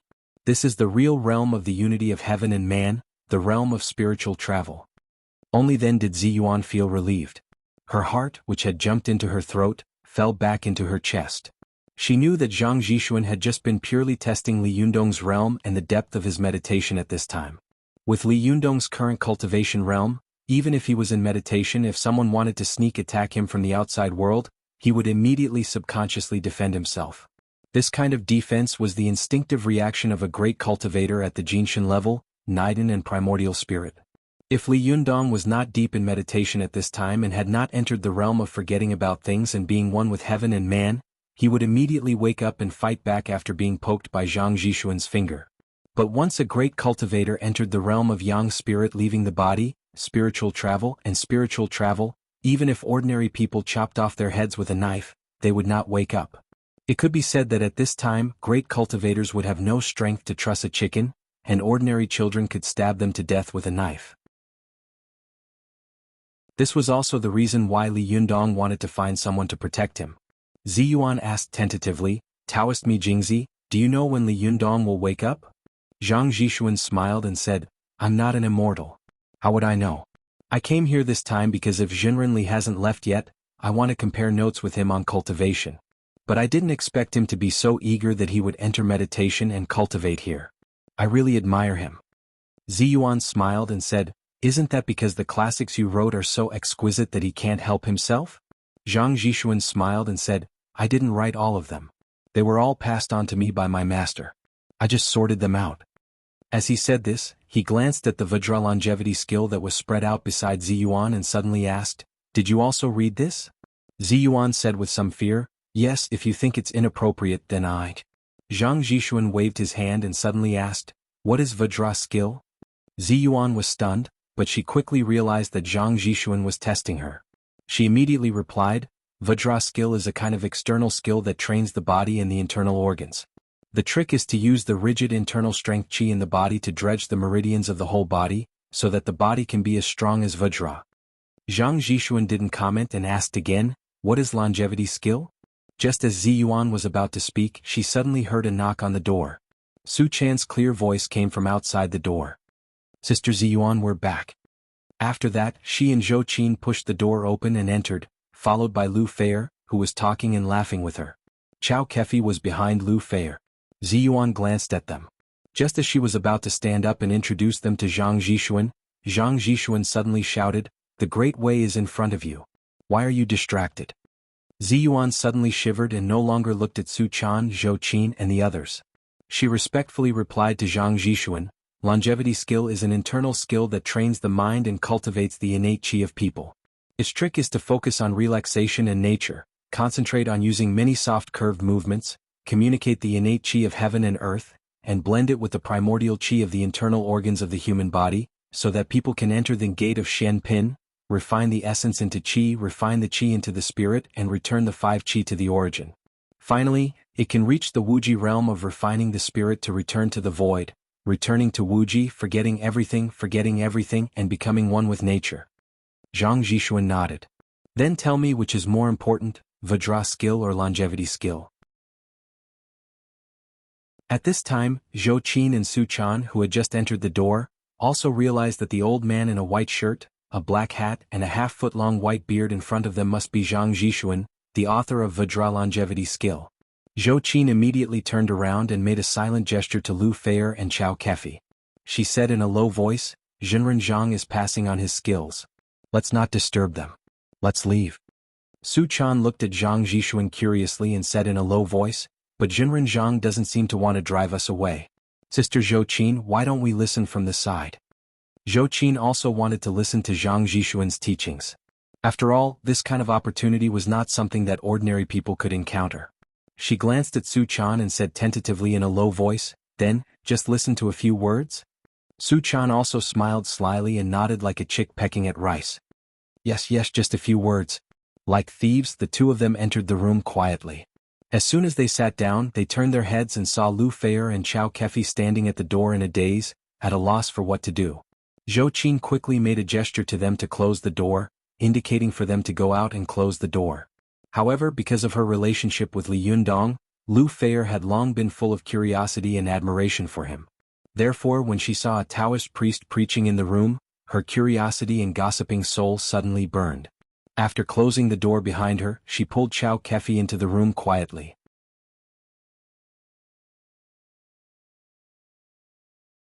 Chapter 679. Lu Feier and Chao Kefi's actions made Zhou Qin and Su Chan look at each other, for fear that Zhang Zhishuan would lose his temper and stop teaching them. But to their surprise, Zhang Zhishuan didn't seem to notice their existence. He still asked and answered Ziyuan as if there was no one else around. Only then did Zhou Qin and Su Chan feel relieved. They quietly listened to Zhang Zhishuan's teaching. The two of them were already masters of cultivation. Although they had reached the primary level of the Jinshin, their cultivation of magic was still far from that of great cultivators. Especially in terms of understanding of the great way of cultivation, the two of them were far inferior to Ziyuan and Li Yunyang. Therefore, when a supreme master like Zhang Zhishuan was preaching here, the two of them eagerly absorbed the meaning of every word Zhang Zhishuan said. However, the two of them had a certain cultivation foundation, so they listened with relish. From time to time, they would suddenly realize something. However, Lu Feier, who had no cultivation foundation, was confused. She had no idea what the old Taoist and Ziyuan were talking about. She could understand every word they said, but when they were put together, she didn't understand anything at all. Lu Feier's interest waned and she looked around resentfully. However, she saw at a glance that Chao Kefi was listening very attentively. Her eyes flashed as if she had understood something. She couldn't help but pull Chao Kefi's sleeve strangely and whisper, "Sister Chao, do you understand?" However, Chao Kefi didn't seem to hear anything. She still listened attentively to Zhang Zhishuan's teaching. Seeing that she was ignoring her, Lu Feier was very disappointed. She grabbed Chao Kefi's arm and whispered, Sister Chao, Sister Chao." At this time, Chao Kefi suddenly turned her head, and a sharp light flashed in her eyes. In an instant, her black pupils seemed to be stained with blood, turning bright red and ferocious. She glared at her fiercely and said, "Shut up." Lu Feier was shocked, but when she calmed down and looked at Chao Kefi again, she found that the color of her eyes had only changed for a moment. In the blink of an eye they had turned back to black. Lu Feier was frightened by Chao Kefi's words. Her heart was pounding and she sat where she was. She didn't dare to speak again, but her mind was in a mess. "Sister Chao, what happened just now? Is this my illusion?" Seeing that Lu Feier was silent, Chao Kefi turned her head back and listened attentively to Zhang Zhishuan's preaching, as if she had never shown any abnormality just now. Almost there, Zhang Zhishuan didn't seem to be aware of what was going on here. He continued to ask and answer questions quickly with Ziyuan. When he felt that Ziyuan's answers were wrong, he would correct her. After more than an hour of talking and answering, Zhang Zhishuan stood up and patted the corner of his clothes, as if to brush away the dust on his body. He said freely, "Jinren Ziyuan is indeed worthy of being Wang Yuanshan's disciple. Your cultivation foundation is extremely solid. Compared with you, my two disciples are like naive children. I'm ashamed." Ziyuan quickly stood up, bowed respectfully and said, "Taoist priest, you flatter me." Zhang Zhishuan smiled slightly and waved his hand. Only then did he look at Zhou Qin and Su Chan and finally at Chao Kefi. He gave her a meaningful look, then withdrew his gaze and said, "Well, it's really lively here today. I'll go first." After that he walked slowly toward the door. Ziyuan hurriedly stepped forward and said, "Taoist priest, let me see you off." The two of them walked out of the hotel. When they reached the side of the road, Ziyuan asked doubtfully, "Taoist priest Mi Jingzi, I saw you looking at President Chao with a special meaning in your eyes just now. Could it be?" Zhang Zhishuan smiled and looked at Ziyuan with appreciation. Not only is she smart, but she's also very careful. Amazing, amazing. I really envy Wang Yuanshan. You must be very curious as to why I would preach in front of her, right? Ziyuan nodded. Could it be that Taoist priest is testing something? Zhang Zhishuan said, "Yes, but also not. However, in addition to her, isn't there a little fox next to you? Hey, sometimes the great way of cultivation doesn't have to be spread through ordinary people. Otherwise, why did Zen Master Baizhang enlighten the rock fox back then?" Ziyuan hesitated and said, "However, it is precisely because Zen Master Baizhang enlightened the rock fox that the Fox Zen school appeared. It is also because of the Fox Zen school that the mystical silver fox appeared. It is precisely because of the mystical silver fox that there has been a 60-year period of chaos and the current conflict in the cultivation world."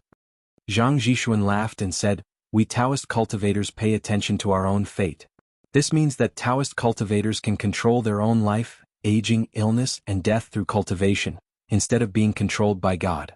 However, there is nothing we can do about such a coincidental change of fate. Even if there is no Zen Master Baizhang to enlighten the rock fox, there will be Zen Master Qianzhang and Zen Master Wanzhang. It is destined that the Fox Zen school will appear. It is destined that the rock fox will be enlightened. It is destined that the mystical silver fox will create chaos. This is not something you and I can change." As he spoke, Zhang Zhishuan pondered for a while and said, "As for your friend who calls herself President Chao, although I can see that she is a demon, not all demons are bad. Therefore, I can't control whether she will be good or bad in the future, and I don't want to control it." Ziyuan asked, "But what if one day she turns against us and becomes our enemy? What should we do? Taoist priest, aren't you helping the wicked?" Zhang Zhishuan laughed and said, "Didn't I teach the three of you? It can't be that the three of you are no match for her, can it?" Ziyuan seemed to have understood something and asked tentatively, "Taoist priest, could it be that you have already found out about her?" However, Zhang Zhishuan waved his hand and interrupted her, saying, No, I came here this time to help my little friend in cultivation, but I didn't expect that he had already spread his wings and soared above the ninth heaven. I can't help him even if I want to. But since you are here, I might as well compete with you. We can exchange cultivation experiences with each other, which can be regarded as my contribution to the cultivation world." As he said this, he said with emotion, "I came out of the mountain in 1993, and my greatest emotion was the difficulty and hardships of spreading the way of cultivation. When you reach my age, you will understand that the three most important things in the world are preaching, teaching, and dispelling doubts. Other things are just fleeting clouds not worth worrying about." After that, he smiled and nodded to Ziyuan. "Well, that's it. I'll go first. You can go back." Ziyuan watched Zhang Zhishuan float away and sighed inwardly. Taoist priest is extremely broad-minded. It's really hard for ordinary people to understand. When she returned to the room, she saw Zhou Qin and Su Chan sitting by the bed in a daze. Their eyes were dull, and they looked as if they were in a trance. Obviously, they were absorbed in Zhang Zhishuan's words. As for Lu Feier, she was sitting alone, looking puzzled and worried. Ziyuan asked curiously, "Lu Feier, where is President Chao?" Lu Feier said with a sullen face, "She left me and went back by herself." As she said this, she suddenly raised her head and looked at Ziyuan hesitantly, as if she wanted to say something. Seeing her like this, Ziyuan immediately smiled and said, "What's wrong? What do you want to say?" Lu Feier said hesitantly, "Ziyuan, I always feel that there seems to be something wrong with Sister Chao recently. She sometimes gives me a strange feeling as if she is another person." Ziyuan's heart skipped a beat, but she acted as if nothing had happened. She still smiled lightly and said, "Oh? What do you mean?" Lu Feier sat up straight and said, "Last time, I saw her not sleeping in the middle of the night. She was playing magic by the window alone as if she could also cultivate magic. Just now, when she was listening to this Taoist priest preaching, she was also very serious. I talked to her, but she was still fierce to me. She looked so scary." Ziyuan laughed and said, "President Chao has been in poor health since she was a child.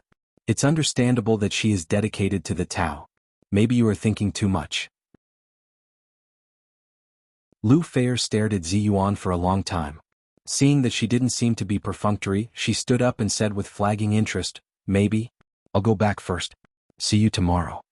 After watching Lu Feier go out the door, she turned around and happened to see Zhou Qin and Su Chan looking at her. Obviously, the two of them had heard the conversation between her and Lu Feier and had woken up with a start. Zhou Qin said with a serious face, "Has the mystical silver fox begun to awaken?" Ziyuan hesitated for a moment and said, "If I'm not wrong, it should be the instinct of the mystical silver fox that is awakening. After being sealed for more than 1,000 years, the soul of the mystical silver fox is not complete. Her divine sense and memories are scattered. She has even forgotten all the magic she has cultivated. Only the purest power of Yuanyin remains in her body. Therefore, it is equivalent to her cultivating again. Every time someone mentions the way of cultivation, it will arouse her memory about cultivation and restore her cultivation." Zhou Qin was shocked. "So you mean, her power is still there but she has forgotten how to use it?" Ziyuan nodded. "That's about it." Su Chan, who had been silent all this time, looked at Li Jiandong worriedly. "Yundong, wake up quickly. If you don't wake up, the mystical silver fox will wake up." Zhou Qin also said with a wry smile, "Master, where is your yang spirit now? Can you hear us? If you can hear us, come back quickly.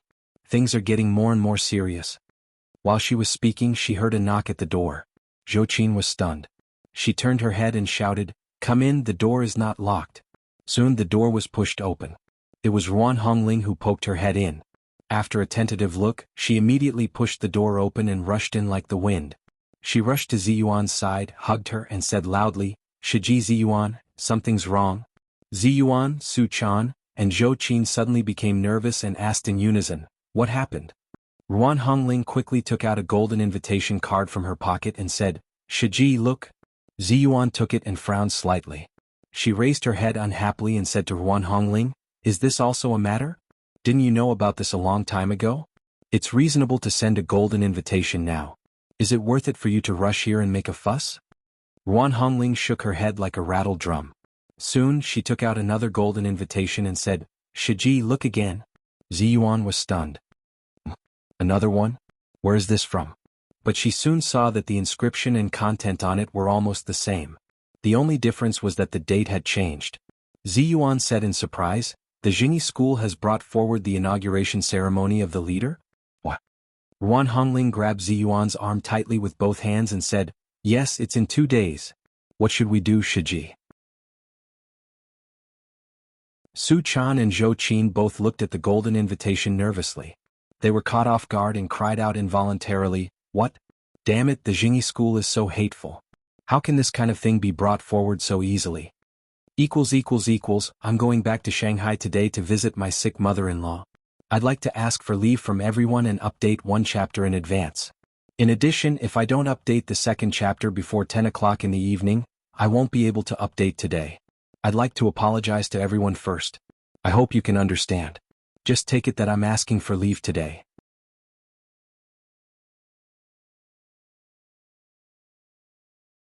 Chapter 680. The sudden change of the Jingyi school shocked Su Chan and the others. Ruan Hongling said to them anxiously, "I don't know, but I saw on the TV news that a delegation from the Japanese cultivation world has come to our country. I think it might have something to do with this." Zhou Qin's eyes lit up. She clenched one hand into a fist and pounded the palm of her other hand. That makes sense.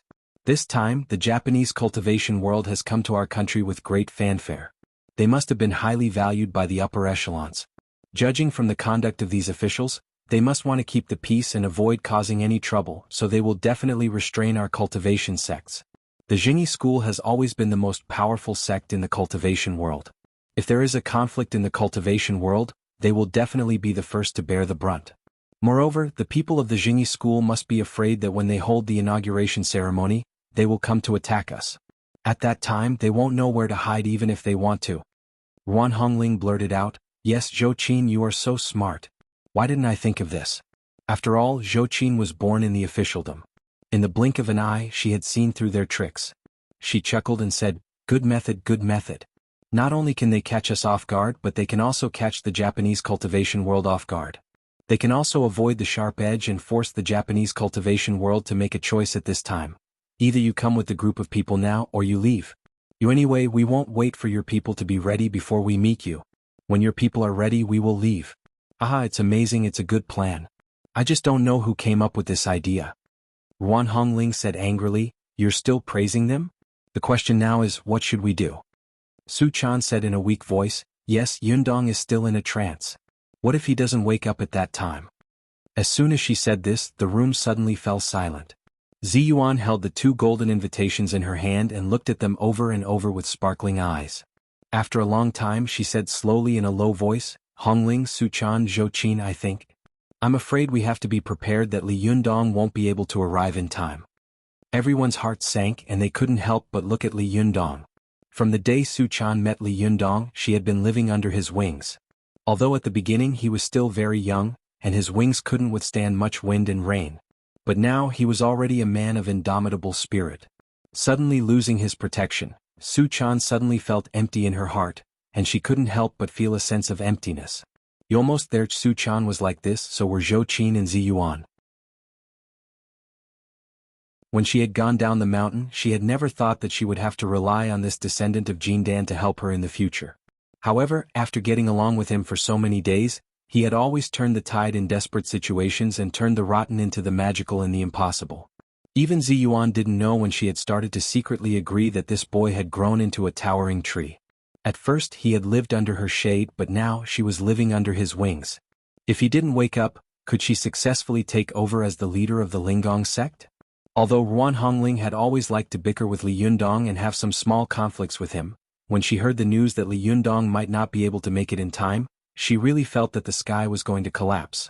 Although Shiji was powerful, it was difficult for her to fight against so many people. When the time came for the inauguration ceremony of the leader and the Jingyi school was suddenly in trouble, how could they resist at that time? Ruan Hongling was burning with anxiety for a moment. She grabbed Ziyuan's arm and said, "Shiji, wait." However, Ziyuan didn't wait for her to finish and interrupted her. Her expression was surprisingly serious. Hongling, stop talking. When I didn't go down the mountain, why weren't you worried at that time? Why are you so worried now? Zhou Qin, who was standing to one side, said seriously, "Ziyuan, don't worry. Master is not here, but we are." Su Chan also nodded vigorously and said, "Yes, Sister Ziyuan. Don't worry, we will definitely support you." However, Ziyuan shook her head and said, "Times have changed. If Li Yundong can make it in time, then your support will be very helpful. But now that Li Yundong is not here, if you force yourself to stand up, it will definitely be a terrible disaster. It's absolutely impossible." As she said this, she turned her face and said to Zhou Qin and Su Chan with a cold face, "You can't go to the inauguration ceremony of the leader of the Linggong sect." Su Chan exclaimed, "Why? Sister Ziyuan, why won't you let us go?" Zhou Qin looked angry. "Ziyuan, don't you believe us?" Ruan Hongling also stared at Ziyuan with her eyes wide open, as if she couldn't believe her ears. "Shiji, are you crazy? We're weak in the first place." However, Ziyuan shouted in a rare stern voice, "It's because we are weaker than before that you can't go. Moreover, this is a matter of our Linggong sect. We can't involve you."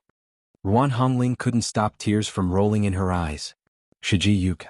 Without waiting for her to finish speaking, Ziyuan said firmly, I am the 45th generation of the Lingong sect, the future leader of the Lingong sect, and your eldest Shiji, so you must listen to me. Now, come back to Mount Longhu with me. We can't drag others into the affairs of our Lingong sect.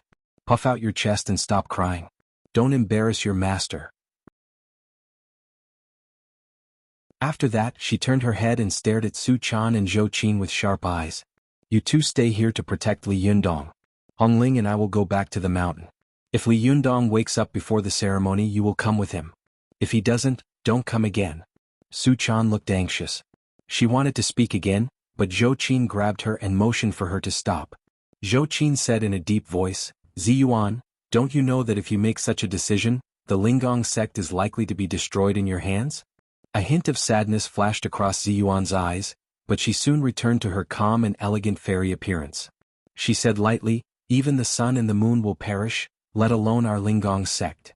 If this is the will of heaven, then let this sect, which has been passed down for nearly 1,000 years, perish in my hands. At least, it will not perish in the hands of others.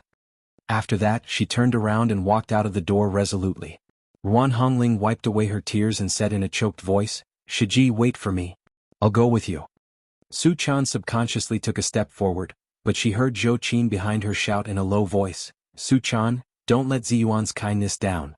If we go, as Ziyuan said, not only will we not be able to help, but we will also likely implicate Ziyuan. You will be there soon. Su Chan was so anxious that she stamped her feet. Then what should we do now? Zhou Qin let out a long sigh. She let go of her hand, sat down cross-legged, and looked at Li Yundong fixedly. Now we can only pray that Master will wake up soon. Thinking of this, Su Chan immediately sat down cross-legged and put her palms together.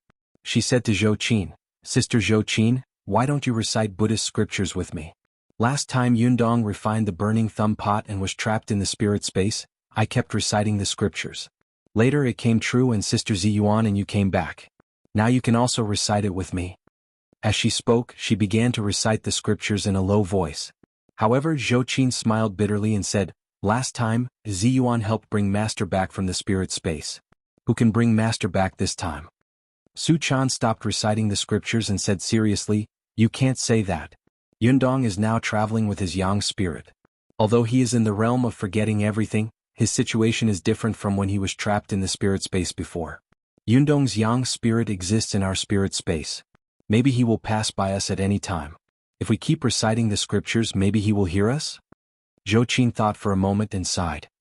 Well, what you said makes sense. Then she also began to recite the scriptures with Su Chan. However, when Su Chan was reciting the scriptures, her eyes were closed, while Zhou Qin was reciting the scriptures without closing her eyes. She stared at Li Yundong for fear that he would wake up in the next second. Zhou Qin sighed in her heart. Master, if your yang spirit exists in this spirit space, then where are you? If you can hear us, then come back quickly. Where is Li Yundong's yang spirit? I'm afraid that Li Yundong himself can't answer this question. Ever since he had entered the realm of forgetting everything, Li Yundong clearly felt that he was in an absolute empty world. There was no trace around him and it was dark. He couldn't see his fingers in front of him. He was floating in the air with nowhere to borrow strength, like a newborn baby in the chaos. This was not the first time Li Yundong had encountered such a situation, but what was different from before was that this time, Li Yundong clearly felt that his strength was much greater than before. Moreover, as soon as he moved a little, the world around him shook violently, as if an eggshell was troubling him. As soon as he stretched out his hands, the eggshell would break. Li Yundong only struggled a little, and the chaotic and dark world shone brightly. With a crack appeared above his head, as if another world had opened its door to him, and brilliant light fell from the sky. This light fell on the top of Li Yundong's head, and in an instant his whole body felt warm. Li Yundong looked at the brilliant world above his head and knew that this must be another realm waiting for him. He struggled with all his might and jumped out of this primitive chaotic world. This jump was like a baby being born or a monkey jumping on a rock. Li Yundong suddenly jumped into this bright world. When he opened his eyes, he found himself in the land of the boundless world. Above his head was a majestic blue sky with pure white clouds. The sun seemed to have a pair of dark eyes looking at him. Below his feet was a vast land, a steel city, endless streams of horses and carriages, and countless mortals wriggling under his feet like a colony of ants. At this moment, Li Yundong suddenly understood. In an instant he understood what the Taoist Taishu Wuji was and what the Buddhist Eight Great Freedom Heavens was. And at this moment, no one in the world knew that the moment Li Yundong was about to enter the indestructible Jinshin, he was the first to understand the mystery of Buddhism and Taoism. Since the end of the Ming dynasty and the beginning of the Qing dynasty, since the two great masters of the Wu Lu sect, Wu Shouyang and Lu Huayang, who were famous for their combination of immortals and Buddhism and Taoism, great cultivators who had comprehended Buddhism and Taoism to the realm of indestructible Jinshin in the past 300 years had come to the world again. Well, sorry, there are a lot of things to do and it's late. I don't think I can catch up with the second update today. I owe you 2 updates and I'll make it up in the future. In addition, I encountered a very interesting thing when I returned to Shanghai. Yesterday when I was waiting for the train at the railway station, I suddenly saw a middle-aged Taoist priest in a white shirt, with bandages on his feet, a black hat, and a horsetail whisk in his hand. At that time I secretly took a photo and posted it on Weibo. This is not an interesting thing, but this Taoist priest was drinking coke at that time, and next to him was a coquettish mature woman who was dressed in revealing clothes and had a tattoo on her back. Alas, I was shocked at that time. I really can't afford to hurt such a Taoist priest and a cultivator.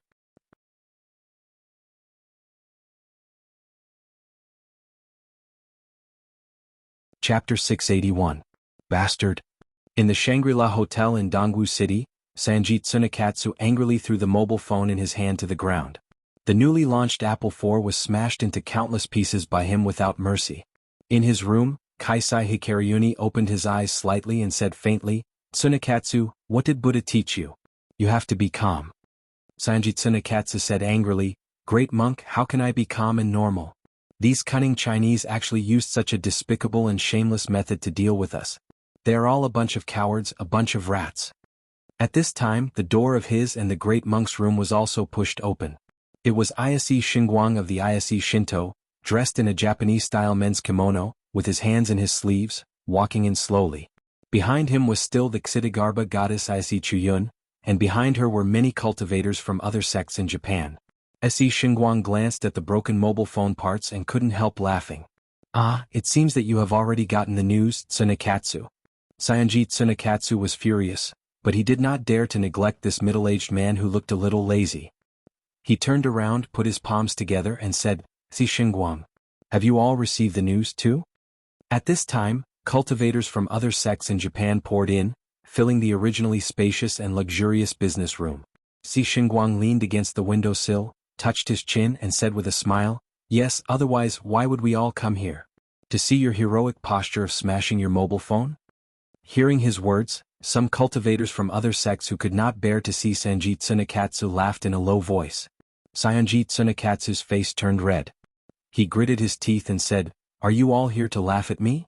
Ise Xingguang waved his hand and said, No, Tsunekatsu, don't get excited. Aren't you our vanguard? Now the situation has changed. Jingyi School has changed the date. After discussing our opinions, we want to hear your opinion. Now should we go or stay? Or should we fight?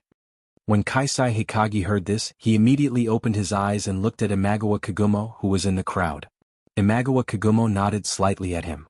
Kaisai Hikari calmed down, closed his eyes, and softly chanted the name of Buddha. Sanjit Tsunekatsu also quickly glanced at Kaisai Hikaryuni, only to see him slightly nod his head with an undetectable movement. He immediately made up his mind and said loudly, "There is no reason to look back when the arrow is out of the bow.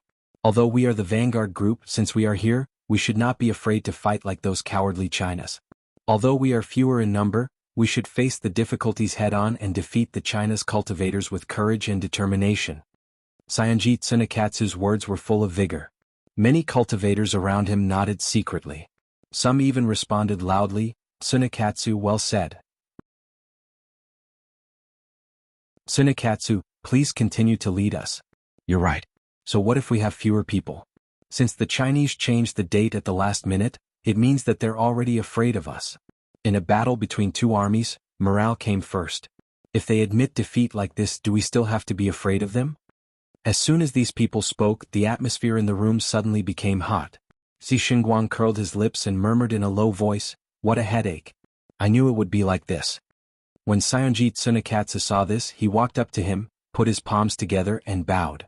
Xinguang, although I am a nobody and my words have no weight, please, for the sake of our Japanese cultivation world, please work hard to move forward with us, please. Se Xinguang stared at Cyanji Tsunekatsu for a long time. He turned his head to look at Aichiyun beside him and sighed silently. He laughed and said, "You're too serious, Tsunekatsu. Our ISE Shinto is also a part of the Japanese cultivation world. Naturally, we will not be willing to fall behind others. Since we are here, we will definitely fight with all our strength and strive to win." Cyanji Tsunekatsu was overjoyed when he heard this. For a moment, the Japanese cultivators in the room were also excited and shouting slogans. And at this moment, the room they were in suddenly trembled. The teacups in the room made clanking sounds, and the tea in the cups trembled to the point of ripples. Earthquake? Some cultivators were shocked. Cyanji Tsunekatsu frowned and said, "No way? Dongwu City should not be in the earthquake zone." Chuyun, who had a calm temperament, suddenly said, "It's not an earthquake. It's a cultivator who causes heaven and earth to tremble when he is comprehending the Tao." Everyone was shocked. Where could a cultivator be so powerful? How could he cause heaven and earth to tremble? This tremor came and went quickly. Soon, the room calmed down, and all the cultivators in the Japanese cultivation world suddenly felt a shadow in their hearts. Where on earth is this cultivator comprehending the Tao? It seems that this time their wishful thinking may not be completely realized. In the past, Li Yundong had never understood why cultivators could challenge the power of heaven and thunder. When he had faced the heavenly tribulation, Li Yundong had realized the horror of heavenly thunder for the first time. It was a kind of power that could destroy heaven and earth. Yusun. Especially after a cultivator's cultivation reached the sixth heaven of Yuanying, the Yin spirit would appear in the Niden, and then the Yang spirit would be cultivated. When the Yang spirit was cultivated to the highest level, it would really jump out of the cage and no longer be in the five elements. From then on, it would say goodbye to life, old age, illness, and death. Although the body might age, the cultivator's Yang spirit would become stronger and stronger, especially after cultivating to the Jinshin phase. With the condensation of the Jinshin, the cultivator's Yang spirit could almost be said to be immortal. Even if this body was destroyed, the cultivator could find a new body with his Yang spirit and the memory of his previous life, or be reincarnated. This cycle would continue until the end of the world. For cultivators who had cultivated to this level, it was difficult for any magic treasures in the world to kill them. Only the magic circle could break them, and only heavenly thunder could kill them. When encountering heavenly thunder, cultivators couldn't even avoid it. Why would they go there knowing that there was a tiger in the mountain? The Jinchi of cultivators came from essence, chi and blood, and people ate the five elements of heaven and earth and turned them into essence, chi and blood through the five internal organs. Therefore, the Jinchi of cultivators actually came from the five internal organs of the human body and the five elements of heaven and earth, and heavenly thunder was the supreme power above the five elements. When the heavenly thunder from the ninth heaven struck down, the five elements in the body would be broken and the order of the small universe would collapse. It was absolutely an extravagant hope to resist a second time with chi. But it could only block one heavenly thunder and the second one would be destroyed. What was the point?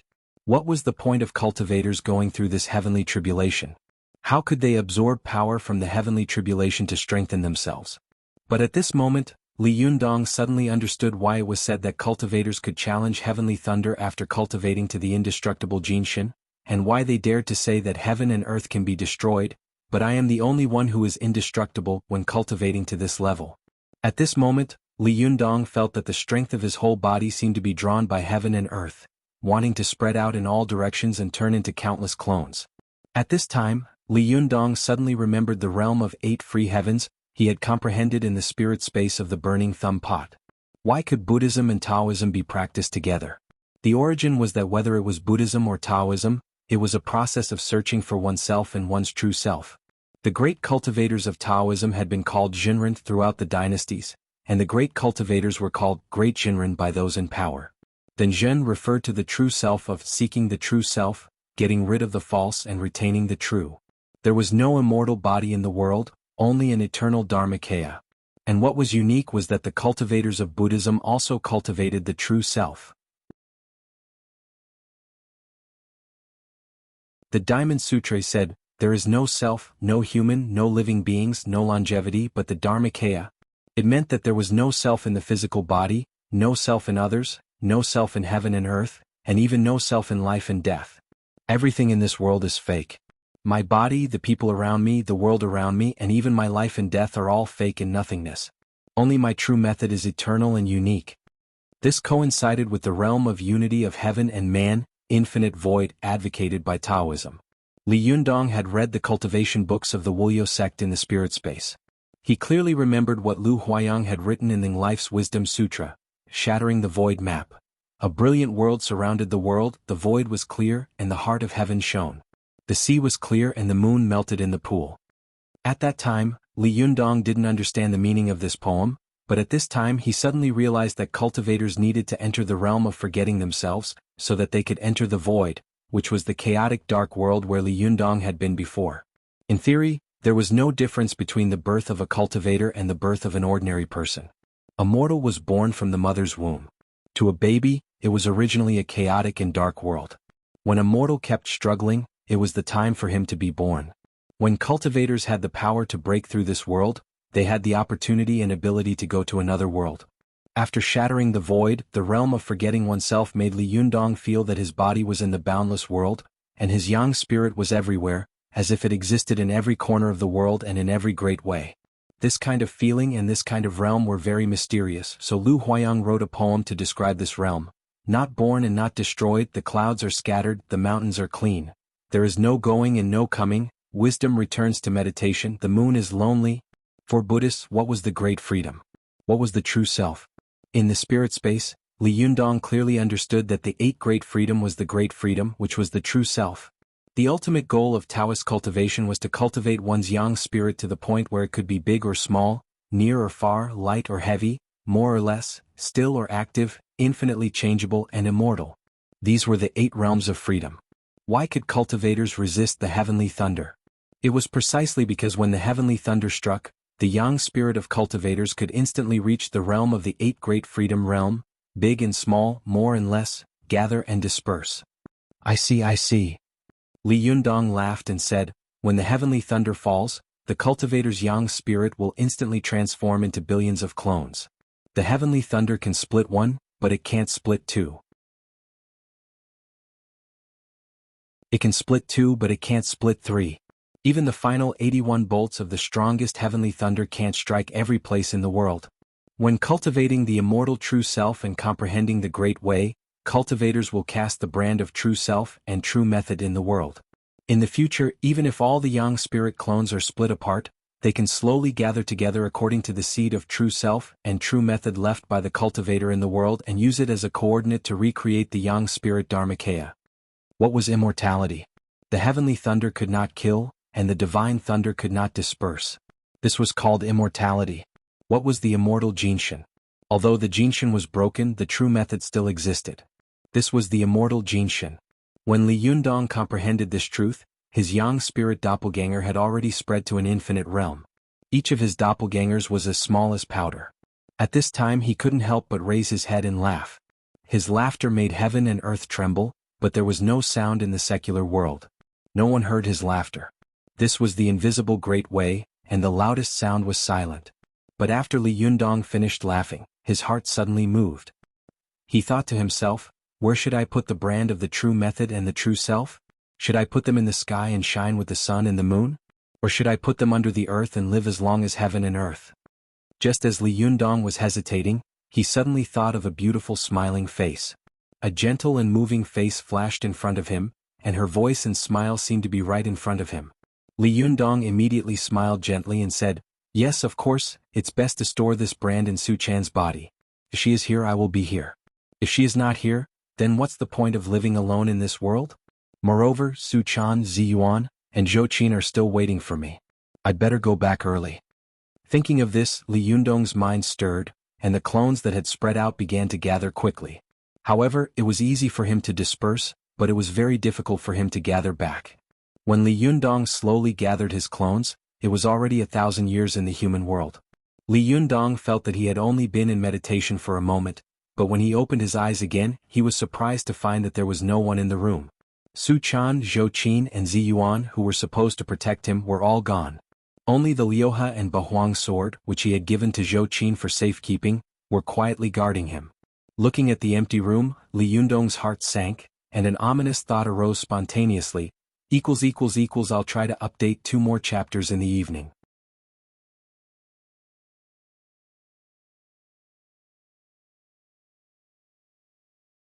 Chapter 682. Oh master, hurry up, hurry up. We're not going to make it. On a side peak of Mount Longhu. You soon, unlike in the past, Zhang Lufang had specially put on the special Taoist robe of the Jingyi school of Mount Longhu. At this time she was wearing a black robe, with a black and white yin-yang pattern embroidered on the chest. She wore a low black Taoist crown with vertical patterns on her head, a horsetail whisk more than 2 feet long in her other hand, and a pair of light blue cloth shoes with 1,000 layers of soles on her feet. Although the black Taoist robe covered her from head to toe like a straight tube, and no curves could be seen all over her body, making her look too solemn and even a little lethargic, Zhang Liufang's pretty face was smiling, and her beautiful eyes were sparkling, which made people couldn't help but praise her in their hearts. What a beautiful little Taoist nun. Zhang Lufang urged loudly at the front door. Soon, a tall foreigner with blonde hair, blue eyes rushed out of the wing room in the backyard of the Taoist temple. This foreigner was none other than Hardadef, who had been rescued by Zhang Lufang and Zhang Kongyun. Hardadef was wearing a dark blue Taoist robe, and the Taoist crown on his head was crooked. He seemed to be very unused to the cloth shoes on his feet.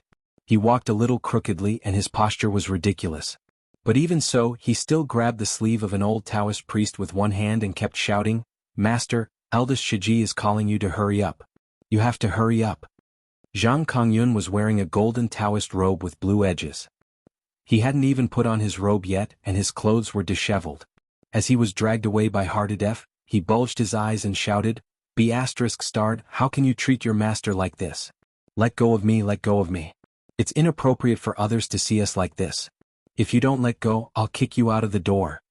As soon as Hardadef heard the words, "kick him out," he immediately let go of his hand and knelt down with a thud. He hugged Zhang Kongyun's leg and burst into tears. "Master, don't kick me out. Oh, this fool really cries when he wants to? He's even more troublesome than an Oscar winner." Zhang Kongyun was depressed in his heart. Zhang Kongyun glared at her. "Shut up. If you cry again, I'll really kick you out." Zhang's crying stopped abruptly. He stared at Zhang Kongyun with his eyes wide open, not daring to speak for a moment. Zhang Kongyun also stared at him and muttered to himself, "This guy can be really stupid sometimes, but he's not stupid at this moment." Was this guy really stupid or was he just pretending to be stupid? The two of them stared at each other for a while. Zhang Kongyun suddenly waved his hand impatiently and shouted, "Get up, get up. I can't walk if you hug my leg like this." Hardadef quickly let go of his hand, grabbed Zhang Kongyun's sleeve, and walked out with all his might. As he walked he shouted, "Master, let's go. Eldest senior sister is calling you." Zhang Kongyun didn't know whether to laugh or cry. He shouted, "Let go of me. My sleeve is torn by you." At the door, Zhang Lufang saw them, one old and one young, one from a middle school, one from a foreign school, one from a foreign school, one from a native country, one from a foreign country, and the other from a foreign country. The short journey had caused them to spend a lot of time walking and stopping. She couldn't help but laugh so hard that her body shook. Zhang Kongyun was furious when he saw her like this. He was so angry that he glared at her and said, "You ****starred girl, the second thing I regret in my life is that I listened to your nonsense and accepted this hateful foreigner as my disciple. Damn it, I'm so angry. Why did I have to be so soft-hearted in the first place?" Ever since they left Mount Longhu, Zhang Kongyun and Zhang Lufang had returned to their Taoist temple, and an endless nightmare had begun. Although Hardadef's body had gradually recovered, his brain was still not working well. The only thing he remembered most clearly was that as soon as he saw Zhang Kongyun, he had cried and shouted that he wanted to be his disciple. The most common action was to hug his thigh and cry loudly. It was fine if he just cried, but the key was that he had rubbed his tears and snot on Zhang Kongyun's leg. Zhang Kongyun was so disgusted that he wanted to burn his clothes and pants. Although Zhang Kongyun was a great cultivator and could easily avoid Hardadef's hug when he wanted to, he still had to eat, right? He had to sleep, right? He had to meditate and cultivate, right? God had pity on him. He was about to reach the immortal Jinshin. Every time he wanted to enter the realm of oneness of heaven and man, he would always meet this shameless guy by his side. He had gone to another mountain to meditate, but this ****starred foreigner had come to find him like a dog. Does a big nose have such an advantage? Is it a dog's nose? It was like a prostitute visiting a brothel. Every time he was about to enter the alley to seek pleasure, the anti-prostitution officers came. Once wasn't enough, but it was the same every single time. Who can be more miserable than me? When Zhang Kongyun thought of this, he burst into bitter tears. He wanted to howl to the sky and cry. In this case, after being harassed by Hardadef to the point that he wanted to die, he finally accepted Zhang Liufang's repeated requests to formally accept Hardadef as his disciple. Soon for this reason, the Jingyi school even held a large-scale apprenticeship ceremony. But after accepting his disciple, Zhang Kongyun thought that his life would be a little better. Unexpectedly, his nightmare had just begun. Just by participating in a succession ceremony, he had almost been tortured by Hardadef to the point of ascending to heaven and leaving his body. When Zhang Lufang heard Zhang Kongyun's scolding, she couldn't help but ask curiously, "The second thing you regret? Then what is the first thing you regret?" Zhang Kongyun's eyes bulged and he said angrily, "The first thing I regret is taking you as my disciple." Zhang Lufang suddenly said angrily, "Master, how can you say that? What does this have to do with me?" Zhang Kongyun glared at him and said, "If you hadn't saved this foreign devil, there wouldn't have been such a mess today. If you hadn't insisted that I accept him as my disciple, I wouldn't have been in such a mess. Damn it, it's really damn it. Cultivators don't cultivate. Instead they do all these dirty things. I'm so angry." Zhang Lufang laughed so hard that her whole body was twitching. She rubbed her cheeks hard with one hand and rubbed her stomach with the other. She squatted on the ground and said, "Master, this is your fate. You have to accept it." Zhang Kongyun was so angry that he wanted to beat his chest and stamp his feet. "How can you still gloat? What a wicked disciple." Hardadef didn't say anything. He just looked at them and smiled foolishly, not knowing that all this had happened because of him. Just as the three of them were entangled, two clear voices suddenly came from behind Zhang Lufang. "Shiji Lufang Shirshu Kongyun?" Zhang Lufang looked back and saw that it was Deng Yu and Deng Jiao, both dressed in bright yellow Taoist robes. After they came to the Jingyi school, they had become Zhang Ling's disciples. Zhang Ling had entered the sect earlier than Zhang Kongyun in terms of cultivation, so in terms of seniority, Deng Yu and Deng Jiao called Zhang Kongyun Shirshu. However, because Zhang Lufang was of the same generation as Deng Yu and Deng Jiao, she had entered the sect earlier than the two sisters, so they called her Shiji. However, because the two of them held the important position of Sword Soul in the Sanju formation, in order to show their unique strength and status, they were specially allowed to wear the golden Taoist robes with blue edges that only the great cultivators of the Jingyi school were qualified to wear. Originally, this was not in line with the etiquette of the Jingyi school, but Zhang Ling had always been protective and domineering. Although her cultivation was not the top master in the Jingyi school, she was of high seniority and had great prestige. In addition, Deng Yu and Deng Jiao were very likable girls, so no one cared about this with them. Although Zhang Lufang was an authentic inner disciple of the Jingyi school, she was young, so her seniority was also low. It was rare for someone of her age to call her senior sister. Therefore, when she saw the two beautiful sword souls, she was so happy that she beamed with joy. "Ah, it's you guys." Zhang Lufang turned around with a giggle and greeted them warmly. Deng Yu blinked her eyes, looked at Zhang Lufang curiously, and said with a smile, "Shiji Lufang, why are you smiling so happily?" Just as Zhang Lufang was about to open her red lips, she saw Zhang Kongyun immediately glare at her, as if warning her that if she dared to tell anyone about this, she would immediately be expelled from the sect. Zhang Lufang rolled her eyes and said with a smile, "Nothing. Junior sister Deng Yu and Deng Jiao, what are you doing here?" Deng Jiao was still very reserved and shy, as if it was very difficult for her to say a word or two to a girl of the same age. She looked softly at her sister and motioned for her to speak. Deng Yu did not stand on ceremony. She had always been a chatterbox. Deng Yu said with a smile, "Master asked us to urge you. All the Shirshu and Shirbua have arrived. You're the only ones left." Zhang Lufang exclaimed, turned her head and shouted at Zhang Kongyun, "Master, it's all your fault. Everyone is here and only the three of us are left. Let's go." Ever since Deng Yu and Deng Jiao had arrived, Zhang Kongyun had turned around, lest the two little girls see his disheveled appearance. After tidying up for a while, he turned around and said to Deng Yu and Deng Jiao with a serious face, "Well, I see. Thank you for informing us. We'll go now." After that, he glared at Hardadef, then walked forward with his hands clasped behind his back, looking extremely dignified. But when he walked up to Zhang Lufang, he suddenly winked at her and whispered, "Hey, is my hat crooked?" Zhang Lufang took a look and found that Zhang Kongyun's head couldn't be more crooked, just like the Leaning Tower of Pisa. She suddenly burst into laughter, but she quickly restrained her smile and said seriously, "Master, you're very handsome." Zhang Kongyun looked at her suspiciously and supported his head with his hands, so his hat tilted from one side to the other. After struggling for a while, he finally felt relieved. He flicked his sleeves and walked out with a snort. John was engrossed in watching from the side. He also imitated Zhang Kongyun's posture and wore his hat crookedly. Then he flicked his sleeves and imitated Zhang Kongyun's way of walking and walked outside. When Zhang Kongyun heard the movement behind him, he turned his head and was immediately furious. He pointed at Hardadef and said, "You don't follow me?" Zhang Lufang immediately said angrily, "Master, Hardadef is your disciple. He's also a disciple of our Jingyi school. Why can't he go?" Zhang Kongyun was suddenly speechless. He snorted angrily, flicked his sleeves and left. Hardadef immediately followed suit. He flicked his sleeves, snorted and swaggered after him.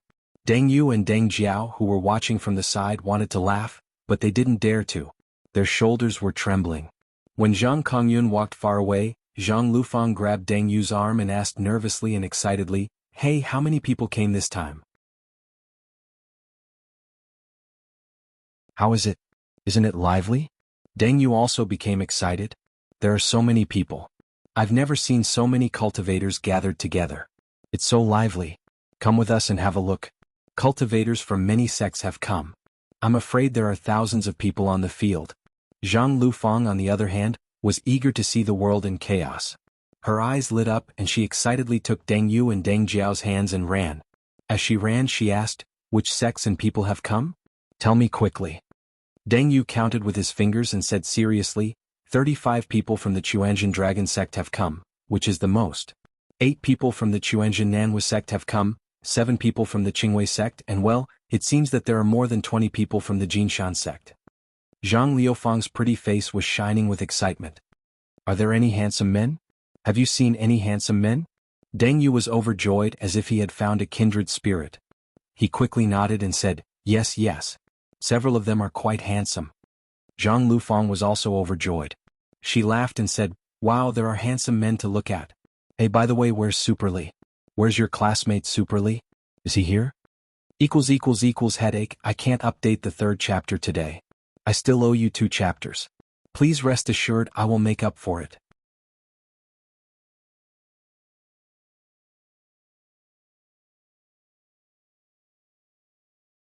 Chapter 683. At the mention of Super Li, Deng Yu and Deng Jiao immediately stopped in their tracks. They were curious and puzzled.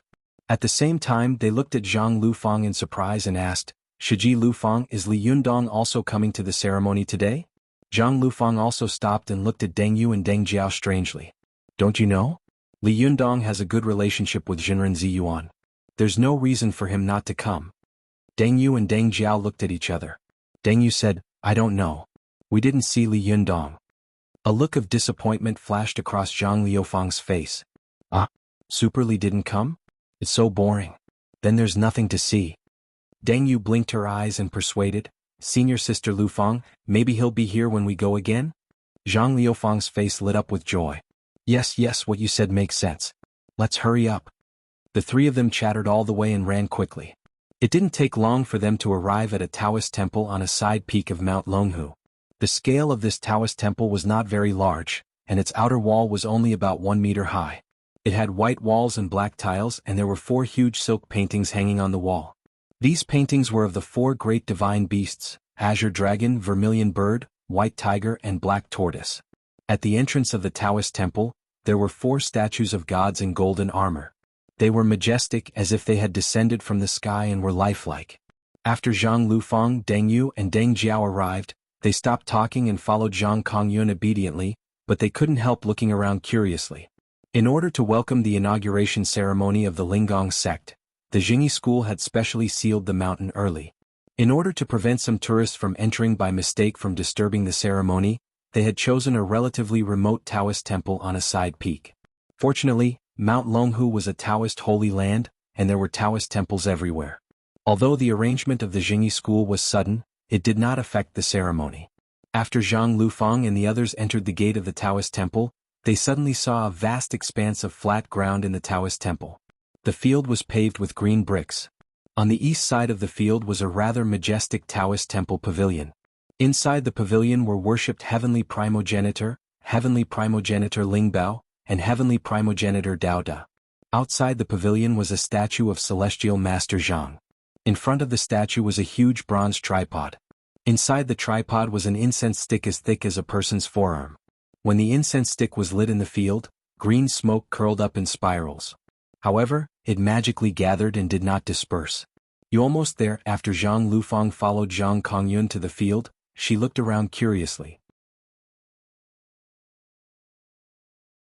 Deng Yu and Deng Jiao saw that Zhang Ling, Zhou Ping, and the others were busy socializing with people from other sects and didn't have a chance to talk to them.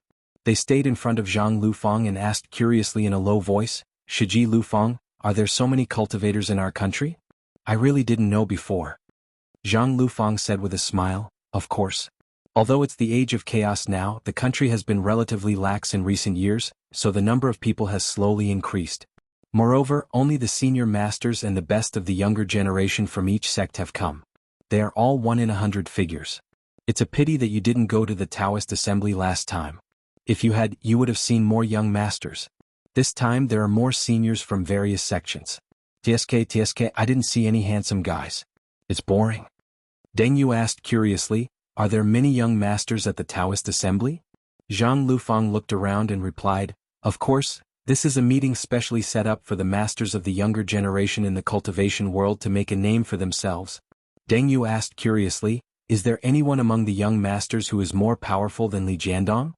Zhang Lufang laughed and said, "If they are more powerful than Super Li, can Super Li still be considered invincible? Of course they are not as powerful as him." Although Deng Yu already knew these things, when she heard others praise her former classmate and her savior, she was overjoyed as if others were praising her. She thought of the prestige of Super Li and couldn't help but think of his mighty figure at the Taoist assembly. She couldn't help but be fascinated. It's a pity that he didn't come. If only he had come. It's said that he is an invincible master. I really want to see how invincible he is. Her sister, Deng Jiao, was shy and had not spoken, but when she heard this, her eyes couldn't help lighting up. She was in a trance, as if she couldn't wait to go back to the day of the Taoist assembly and see Li Jiandong's divine power. Zhang Lufang also sighed. After looking around, she pursed her lips and said, "It's boring. I've seen all the handsome guys who came. They are nothing more than Yu Sheng and the others from the Chuanjian dragon sect. It's boring." As she spoke, she heard a voice coming from the side. "Hey, you guys are praising Li Jiandong like a flower. Is it necessary?" When Zhang Lufang, Deng Yu and Deng Jiao heard this voice, they turned their heads and saw a woman wearing a short red robe with a long blue gown inside, and a short black Taoist crown on her head looking at them with an unconvinced expression. Zhang Lufang could tell at a glance that the woman in front of her was dressed in the Taoist robe of the Maoshan sect, and this pretty woman was Mao Yuchang, the daughter of the leader of the Maoshan sect.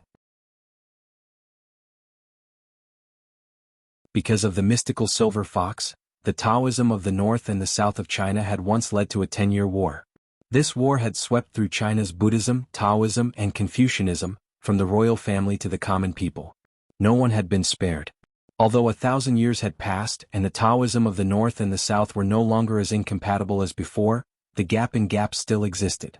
As the only northern force among the three mountains of Taoism, the Maoshan sect naturally assumed the role of the mainstay of the Taoism of the north of China, resisting the continuous invasion of the southern Taoism forces led by the Jingyi sect.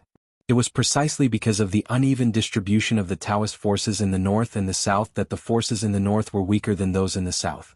Therefore, the Taoist sects in the north had always been on the defensive in a very low-key manner. Whether it was the siege of Mount Tianlong, the Taoist assembly, or the pill-seizing battle on Mount Gizhou and Tiandu Peak, they had not sent anyone to participate. Even the cultivators of their sects had rarely been involved in the world. Therefore, Mao Yuchang, who had been strictly controlled by her father and almost never walked in the secular world, had only heard of Li Yundong's name, but had never seen him. In addition, she was also a talented cultivator of the younger generation, and her conceit was no less than that of Zi Yuan. Naturally, she was not convinced by Li Yundong. Zhang Lufang looked at Mao Yuchang and saw that the daughter of the leader of the Maoshan sect was born with a face as beautiful as a flower and as beautiful as the moon. She was even prettier than herself, which attracted the attention of many young cultivators in the sect. She secretly pouted and said indifferently, "So it's a fellow Taoist of Maoshan's sect. Sorry for not recognizing you." Seeing that Zhang Lufang didn't like her, Mao Yuchang was also extremely proud. She snorted and said, "If he is really invincible, Li, why didn't he come? Didn't they say that he has a good relationship with Ziyuan? As far as I know, during the succession ceremony, there will be a battle competition to see if the new sect leader has the qualifications to take over the position of sect leader. If I remember correctly, it seems that you can invite people to help you out." What? He didn't even come to such an open and above-board event. How dare he call himself invincible? Could it be that he's afraid? Zhang Lufang snorted and turned her head away. "Whether he's invincible or not, you'll know after you fight with him. Don't blame me for not reminding you, he is now a Jinshin master." Mao Yuchang curled her lips and said, "What's so great about a Jinshin master? I can still win. I'm afraid that he won't come." Hearing her exaggeration, Zhang Lufang couldn't help but be shocked. She turned her head to look at her carefully and thought to herself, "No way, Mao Yuchang has also reached the Jinshin phase? It doesn't look like it." While she was wondering, she heard a man's voice coming from the side. "Yuchang, what are you saying? Don't be presumptuous." Zhang Lufang looked over and saw a middle-aged man coming to Mao Yuchang and shouting at her in a low voice. Then the middle-aged man turned his head and smiled at Zhang Lufang. He saluted and said, "My niece is a little naughty and arrogant. Please don't mind her, Jinren Zhang." Before Zhang Lufang could say anything, Zhang Kongyun said to the middle-aged man with a smile, "It turns out to be Jinren Su Yangzi. Why didn't your leader Jinren Buzhou come?" Deng Yu and Deng Jiao were curious, so they whispered to Zhang Lufang, "Who is this Su Yangzi? Who is Jinren Buzhou?" Zhang Lufang also whispered, "Su Yangzi is the elder brother of the leader of Maoshan sect. His name is Mao Jian, and Jinren Buzhou is the leader of the Maoshan sect." Only now did Deng Yu and Deng Jiao realize what was going on. They turned to look at Su Yangzi and listened to their conversation. Su Yangzi smiled and said to Zhang Kongyun, "Our leader is in closed-door cultivation and can't get away, so I had to come on his behalf." Zhang Liufang's heart skipped a beat, and she immediately looked at the scene. She exclaimed and thought to herself, "It's strange. Why haven't the leaders of the other sects come? It's so strange. Hey, the leader of the Qingqing sect is here, but apart from him, none of the leaders of the other sects are here. This is too strange, isn't it?" Zhang Kongyun didn't know what she was thinking. He smiled and returned the salute to Su Yangzi, saying, "I see. When we go back, please say hello to Jinren Buzhou." After exchanging some pleasantries with him, Su Yangzi glared at Mao Yuchang, then pulled her aside and scolded her in a low voice, "What did I tell you before we came out? Is that something you can say just now? There are so many cultivation seniors and heroic experts here. Do you think it's your turn to be so arrogant?" Mao Yuchang was not surprised. She pursed her lips and said, "Really?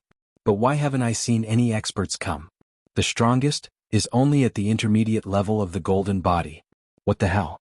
I thought I could see a great master of lightning retribution. What a disappointment. Humph, I wanted to meet Li Yunyang, but he didn't even dare to come. I hate him." Su Yangzi glared at her, but Mao Yuchang seemed to be used to it and was not afraid at all. He could only shake his head helplessly and say, "You really don't know the immensity of heaven and earth. Forget it, I don't care about you. You'll know after you suffer a few losses." Mao Yuchang giggled and said, "The person who can make me suffer a loss hasn't been born yet." Not far away, Zhang Lufang looked at Mao Yuchang and whispered to Zhang Kongyun, "Master, is this Mao Yuchang a Jinshin master? Why don't I think so? If she's not a Jinshin master, how could she be so arrogant?" Zhang Kongyun glanced at Mao Yuchang and smiled. "She's young and impetuous. It's understandable. Besides, is it strange that the daughter of the leader of the Maoshan sect is a Jinshin master?"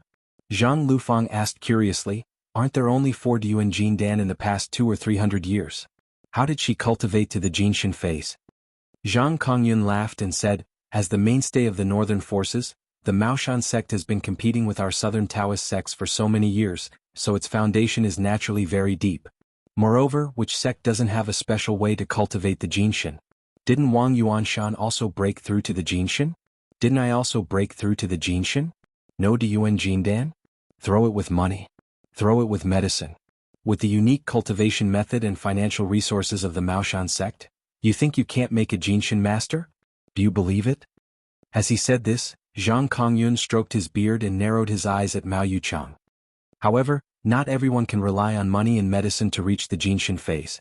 It's impossible without rare talent. Otherwise, why didn't Wan Jinyuan of Mount Gazao use money and medicine to make himself a Jinshin? No matter what, since Mao Yuchang dared to be so arrogant, she must have something up her sleeve. Zhang Lufang snorted. Just as she was about to speak, she suddenly saw two people slowly walking over. One of them was wearing a red Taoist robe with blue edges. The Taoist robe was inlaid with an azure dragon bearing its fangs and brandishing its claws. The other was wearing a bright yellow Taoist robe with blue edges. The Taoist robe was inlaid with a majestic vermilion bird. These two people were none other than Zi Yuan and Ruan Hongling.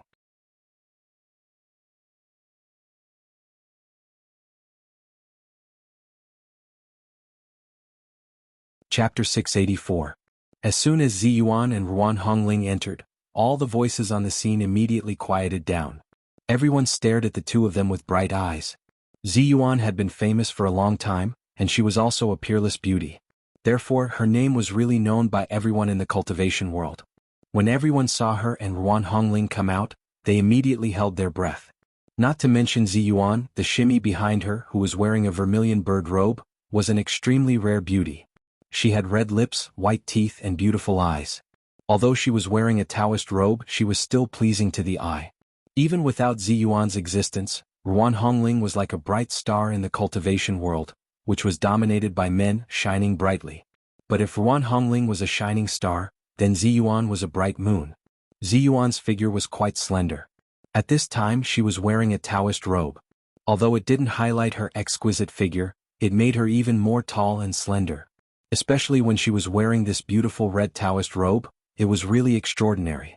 Not only was it full of majesty, but it was also elegant. Although she was walking in front of everyone, everyone felt that this woman seemed to be walking in the clouds of the sky, out of reach. It was not the first time that Zhang Lufang had seen Zi Yuan, but it was the first time that she had seen Zi Yuan wearing such a formal Taoist robe.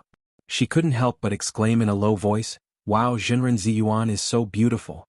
Deng Yu and Deng Jiao were also stunned. They stared at Zi Yuan in a daze.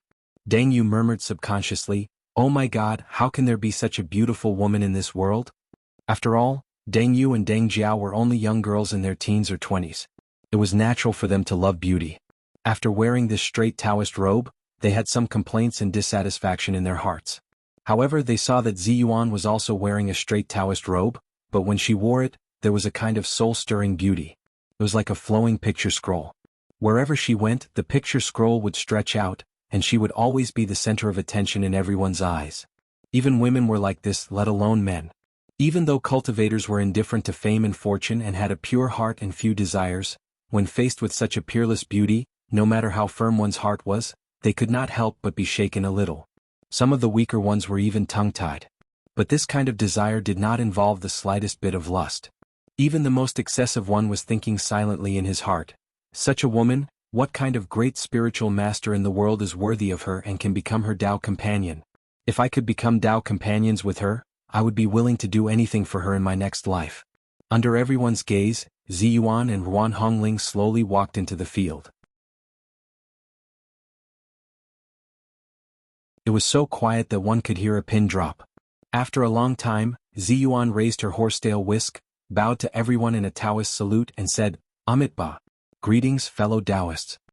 At this time the cultivators present came back to their senses and bowed to Zi Yuan and Ruan Hongling. The scene of cultivators from various sects chatting with each other suddenly disappeared. Everyone returned to their respective sections. The cultivators of the Jingyi school also entered the field one after another and stood opposite Zi Yuan. Among these cultivators there were yellow robes, blue robes, and purple robes. Among them, Zhang Ling was wearing a purple Taoist robe. In the Jingyi school, only the leader of the sect could wear a red Taoist robe.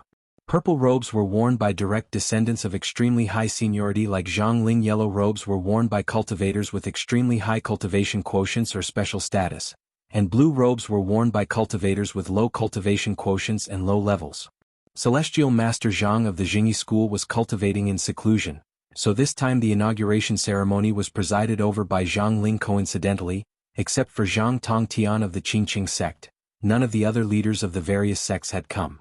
This made many cultivators secretly sigh for the Linggong sect and Zi Yuan. In the past, the Linggong sect was also a famous sect. In the Song, Yuan and Ming dynasties, it was also a sect that had been given the title of Great Jinren by the emperor. Unexpectedly, it had declined to such a point today. There were only 2 disciples in the sect and both of them were women. Only the leader of the sect had come to attend the inauguration ceremony. No one would believe it if they told others about it. The world was cold and with the passage of time, there was really no sect more miserable than the Linggong sect. For a moment, the cultivators of all sects present began to whisper to each other, and there was a little more sympathy in their eyes when they looked at Ziyuan. However, Ziyuan seemed to be unaware of it. Her face was as calm as a calm lake, so no one could tell what she was thinking at this time. However, Ruan Hongling, who was next to her, was full of stubbornness and indignation. Zhang Lufang looked at the scene and sighed in a low voice, "Alas, Jinren Ziyuan was really born at the wrong time. If she had been born 300 years earlier, I'm afraid she would have been a fairy who would go down in history like He Shengu. But now, I hope she can succeed in taking over smoothly. After all, it is a sect that has been passed down for nearly 1,000 years." Zhang Kongyun suddenly sneered and said, "Do you want her to succeed?" Zhang Lufang asked curiously, "Why not? We are all from the same sect. Why don't you want her to succeed?" Zhang Kongyun shook his head and said, "If Ziyuan succeeds, it will be a disaster rather than a blessing." The disadvantages outweigh the advantages. Zhang Lufang asked in surprise, "Master, what do you mean? Do you want this sect to disappear from now on?" Zhang Kongyun looked back at Zhang Lufang, sighed, shook his head and said, "Forget it. You don't understand. It's better not to understand in the future." As he spoke, he looked at Ziyuan with pity and whispered in his heart, "Ziyuan, if you are really smart, don't take over the position of leader. This is a big fire pit." While he was sighing in a low voice, Zhang Ling walked out of the field. She walked to the center of the field according to the rules of the Linggong sect and loudly announced the official start of the ceremony. Soon, the disciples of the Jingyi school filed into the field with incense burners, horsetail whisks, treasured mirrors and other Taoist magical items. For a moment, the field seemed solemn. After Zhang Ling waited for them to stand, she took out a scroll from the sleeve of her Taoist robe, slowly unfolded it and read it aloud. She was talking about the etiquette of the Jingyi school that had been passed down for thousands of years. After reading this long speech, Zhang Ling put away the scroll and looked at Ziyuan with a serious face. She said loudly, "Ziyuan, are you confident that the code of the Linggong sect will continue to be passed down to the world from generation to generation?" Ziyuan chanted the Taoist name, "Amitba, I am confident." Zhang Ling immediately asked again, "Do you have a firm Taoist heart, bravely advance on the road of cultivation, subdue demons and support the right way?" As soon as this question came out, Ziyuan immediately hesitated. In her opinion, there was a very deep ambiguity in this sentence, but she could not refute it. Moreover, Zhang Ling had asked this question according to the rules of the ceremony, so it was not rude. Ziyuan only hesitated for a moment, then quickly said, "That must be the case." Zhang Ling nodded and said, "Well, according to the rules, please show me the jade plate of the sect." It was obvious that Ziyuan had come prepared. She took out a palm-sized jade plate from her sleeve and held it up respectfully with both hands. This jade plate didn't look big, but it was made of the best jade. The surface of the plate was inlaid with golden characters, which were the names of the past leaders of the Linggong sect of the Jingyi school. Zhang Ling winked at a Taoist priest in a blue robe beside her. The Taoist priest immediately stepped forward and respectfully took the jade plate with both hands. Then he raised it high and showed it to the cultivators of the various sects on the field. Then he began to read the names on it aloud. When he read the name of Wang Yuanshan, the leader of the 42nd generation, he suddenly stopped and handed the jade plate to Zhang Ling. Zhang Ling still didn't take it. Soon, a pretty little Taoist nun came out, took the jade plate and stood to the side. Zhang Ling nodded and said, "The jade plate is confirmed. Please show me the powerful magical weapon of the sect, Ziyuan." As soon as she said this, the expression of Ruan Hongling, who was standing next to Ziyuan, suddenly changed slightly. She looked at Ziyuan worriedly, but soon lowered her head, not daring to let the crowd see her panicked expression. However, Ziyuan's expression didn't change. She slowly took out a mirror from her sleeve. It was the sky-reaching glazed mirror and handed it over. Another young Taoist priest immediately appeared beside Zhang Ling. He took the sky-reaching glazed mirror from Ziyuan's hand and took a look at it. He was shocked and cried out involuntarily, this powerful magical weapon has been destroyed." His exclamation immediately caused the cultivators of all sects to stand up and look at the celestial glazed mirror in the man's hand. They saw that the celestial glazed mirror in the Taoist's hand was full of cracks, and they all gasped in shock. Zhang Ling looked angry and shouted, "Ziyuan, how could you destroy such a precious treasure like the sky-reaching glazed mirror?" Ziyuan was expressionless and didn't say a word. Seeing that she was silent, Zhang Ling shouted angrily, "Go on. Where are the other two of the three treasures of the sect?" After that, Ziyuan took out a purple gold jade plate from her sleeve. With the previous experience, the Taoist priest who took the jade plate was not as surprised as before. He only glanced at the jade plate, then helplessly raised it high and said loudly, "The purple gold luo jade plate has also been damaged." This time many people couldn't help but exclaim. The purple gold luo jade plate and the sky-reaching glazed mirror were both first-class powerful magical weapons. Even if ordinary cultivators wanted to destroy these two powerful magical weapons, it would be as difficult as ascending to heaven. How could Ziyuan destroy two of them at once? This was too exaggerated, wasn't it?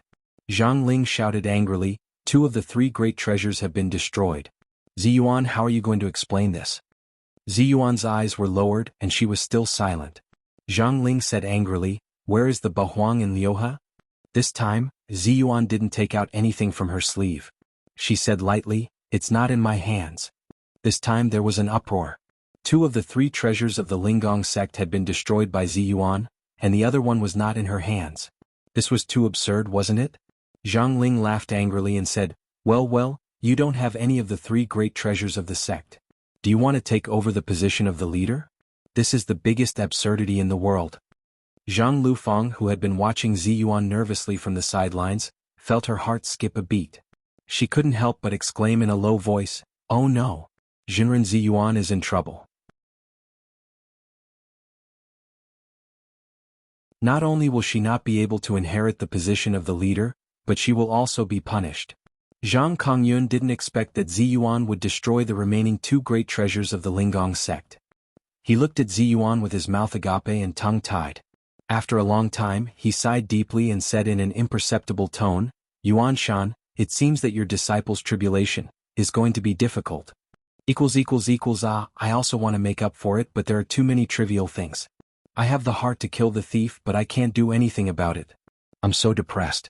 I don't have to wait any more today. The third one won't come out."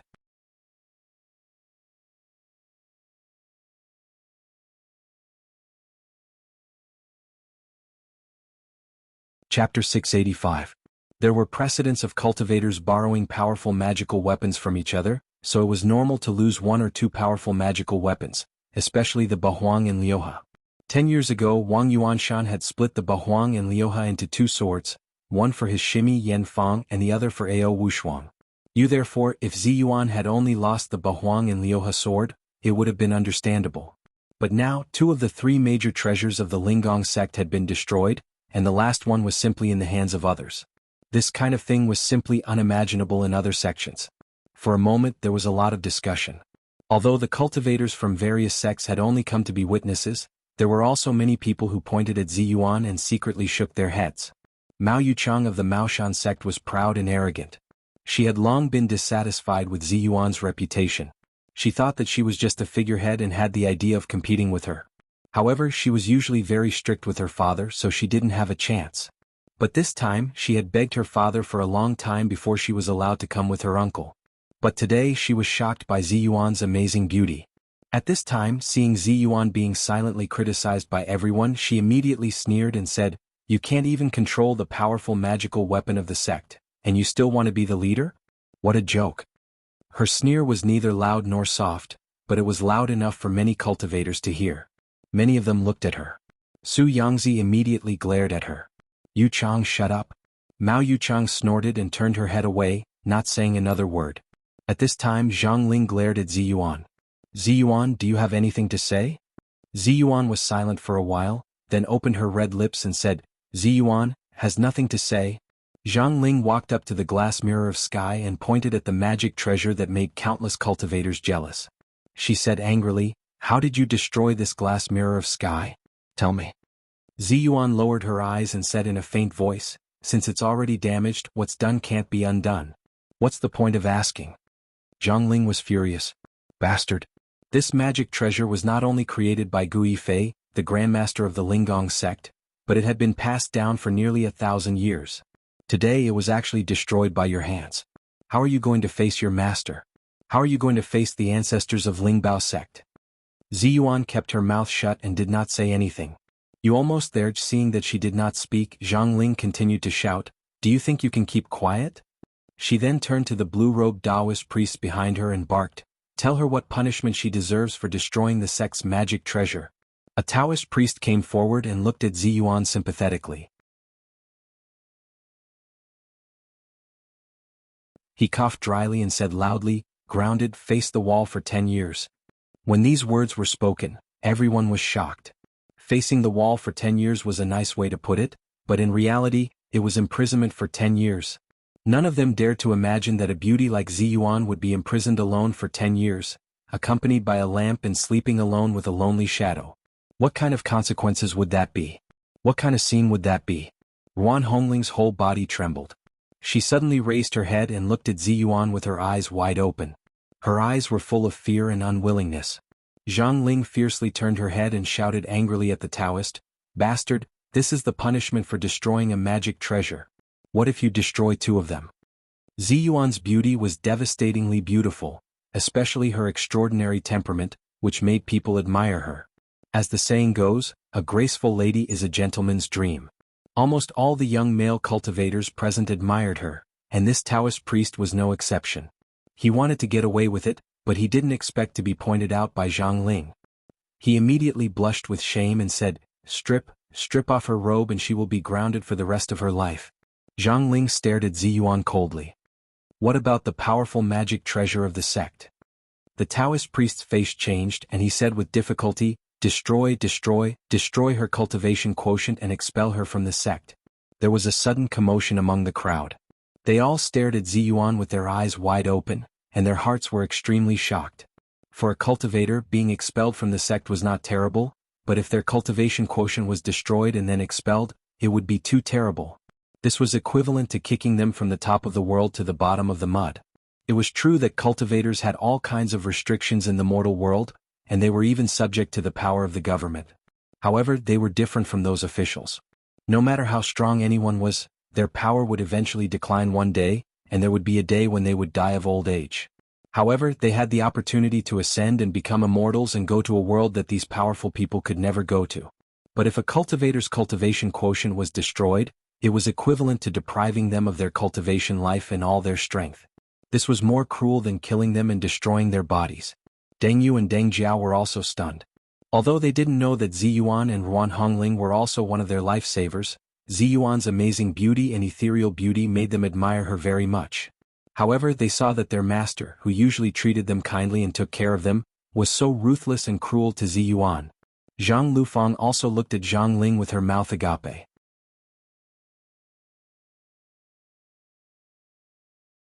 She suddenly turned her head and said to Zhang Kongyun, "Master, is Uncle Master going to kill Jinren Ziyuan?" Zhang Kongyun took a deep look at his precious disciple. He sighed heavily in his heart and thought to himself, "Silly disciple, how can you understand these schemes?" Zhang Lufang saw that her master was looking at her but did not speak. She couldn't help but say anxiously, "Master, say something. Uncle Master is not usually such a person. Why is he so vicious now?" Zhang Kongyun sighed and shook his head. "Don't worry about this. This is Master's business." Zhang Lufang was about to speak, but Hardadef, who had been quietly following Zhang Kongyun, suddenly said loudly, "I know her. She's a good person. She's a friend of my master."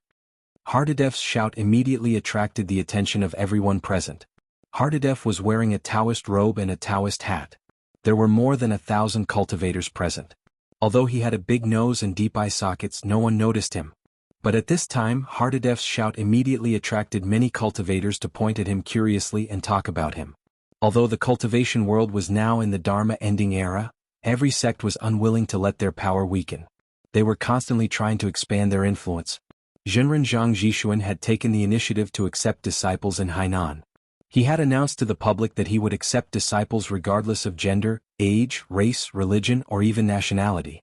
As long as the other party had a heart for the Tao and a heart of kindness, He would accept them as his disciple. It was also because of this situation that all the sects had slowly begun to accept some foreign people. However, there were also many sects that stubbornly stuck to the rules of their sects, and Jingyi school was one of them. Because of Hardadef, there had once been a fierce debate in Jingyi school. Although Zhang Ling was overbearing and protective, she had a long-term vision. It was precisely because of her strong opposition that Zhang Kongyun had finally accepted Hardadef as his foreign disciple. It was also because of this that Hardadef's shout at this time made the cultivators of Jingyi school feel a chill down their spines.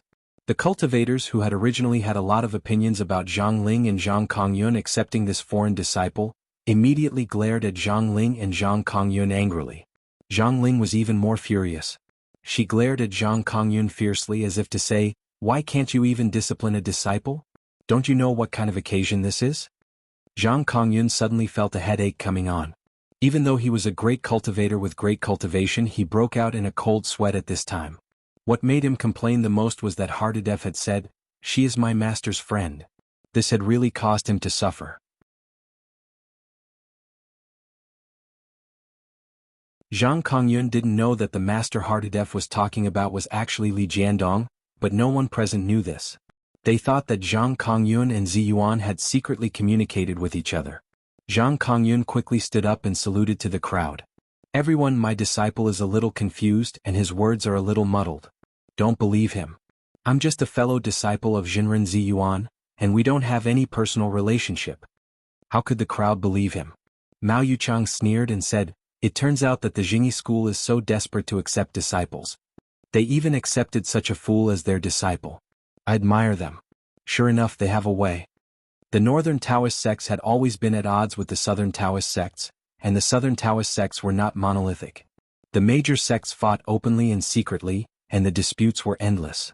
Mao Yuchang's words immediately caused the cultivators of the other sects to snicker. Su Yangzi looked at his precious niece and felt a headache coming on. He grabbed Mao Yuchang and said angrily in a low voice, "If you continue, I'll send you back immediately." Mao Yuchang's father had been in seclusion all year round. She had been brought up by her uncle since she was a child, so she had long been immune to his tricks. She chuckled and closed her mouth, but her eyes kept rolling. Mao Yuchang's sarcasm made the cultivators of the Jingyi school feel a little embarrassed. Zhang Ling glared at Zhang Kongyun angrily and shouted, "Chong Lingzi, how do you discipline your disciple?" Although Zhang Kongyun's cultivation was much higher than Zhang Ling's, he didn't dare to refute the elder Shiji's shout in public. He lowered his head honestly and said, "Elder Shiji, I didn't discipline my disciple well. Please forgive me." After that, he turned around and glared at Zhang Lufang angrily. Zhang Lufang was also startled by her master's glare. She quickly grabbed Hardadef and glared at him. "What nonsense are you talking about? How is master a friend of Jinren Ziyuan?" Hardadef looked around blankly. Suddenly he hugged his head and cried, "Ah, my head hurts so much." Zhang Kongyun hurriedly shouted at Zhang Lufang in a low voice, "You wicked girl, take him back." How could Zhang Lufang be willing to leave? She answered, but she stretched out her hand and patted Hardadef on the back twice, trying to help him flatten his chest. Her touch just happened to land on Hardadef's Lingtai acupoint. Hardadef let out a cry and immediately stopped screaming. His injuries had almost recovered, and there was only one chi knot left in his body that had not been opened. However, he had been pestering Zhang Kongyun these days, so Zhang Kongyun had no time to avoid him. How could he be in the mood to give him chi to heal his spirit? Zhang Lufang had accidentally unlocked the last chi knot in Hardadef's body. The memories that had been locked away in his mind flooded out with a hum. He was tongue-tied and stared blankly in front of him. His memories of the past and his experiences after coming to the country flashed before his eyes like a movie. Zhang Lufang waved her hand in front of his eyes, pushed him and shouted, "Hey Big Nose, are you okay?" Only then did Hardadef suddenly come to his senses. He looked around with a complicated look in his eyes, and soon returned to his usual silly smile. He smiled foolishly and said, "I'm fine Shiji, I'm fine." Zhang Lufang didn't know about Hardadef's change. She looked at him strangely and said in a low voice, "Hey, this is not the sect. Don't talk nonsense. Otherwise, I won't be able to save you if you go back and suffer." Hardadef smiled foolishly and didn't say anything more, but his eyes were less silly and more clear as he looked at the scene.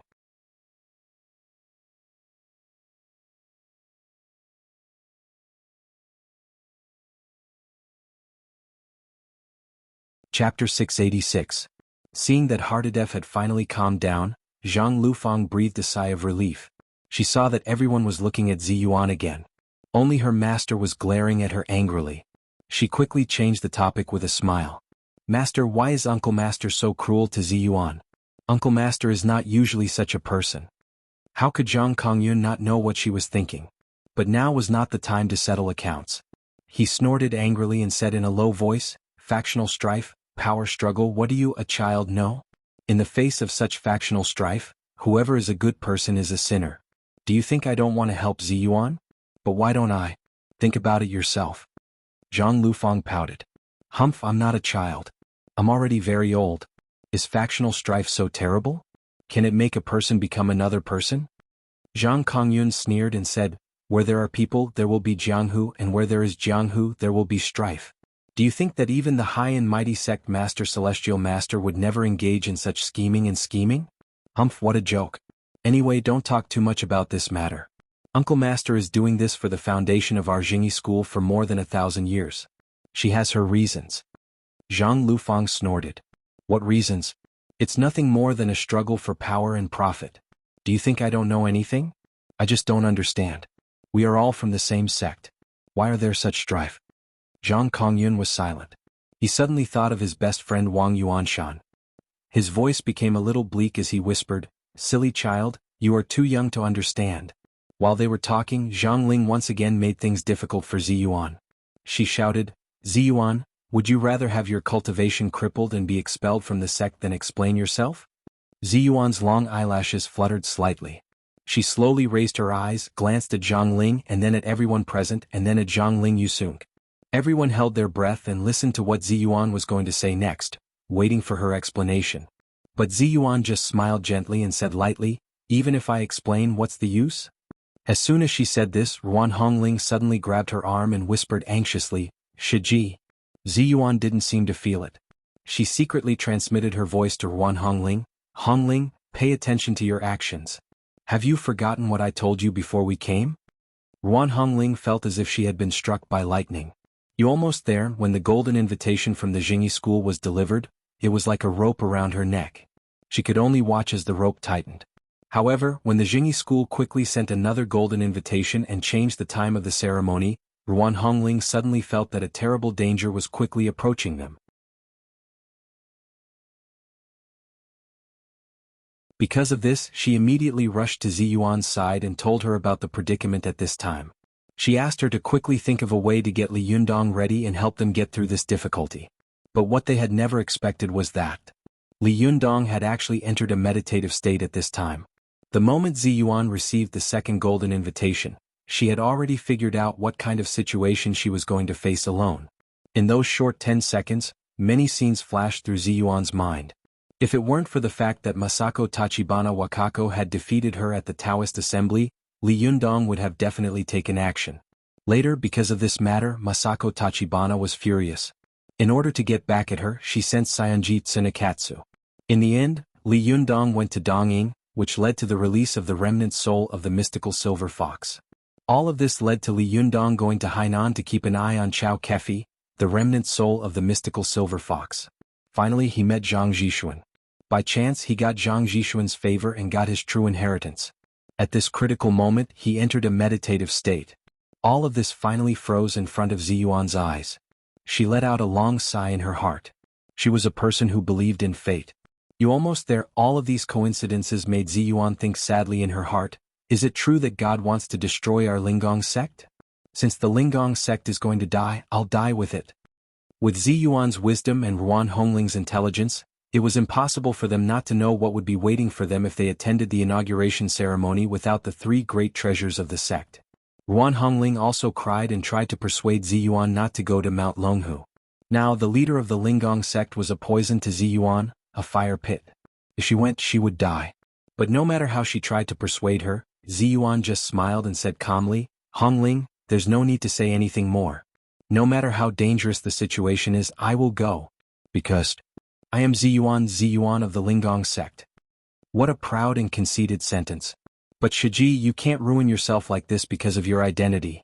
You can't jump down a mountain of knives and a sea of fire because of your pride. Ruan Hongling looked at her Shiji with tears in her eyes. She couldn't help but sob in her heart. Shiji, why don't you always live for yourself? When Master left the psalm for you, you lived for it. After you met Li Jiandong and fell in love with him, you lived for him. But now, why do you want to be buried with this sect? The more Ruan Hongling thought about it, the more her heart ached. She couldn't help but grab Ziyuan and cry desperately, Shiji, we don't want to be the leader anymore. Let's go. I don't want to see you like this. Her voice was sorrowful and mournful, and everyone who heard it was moved.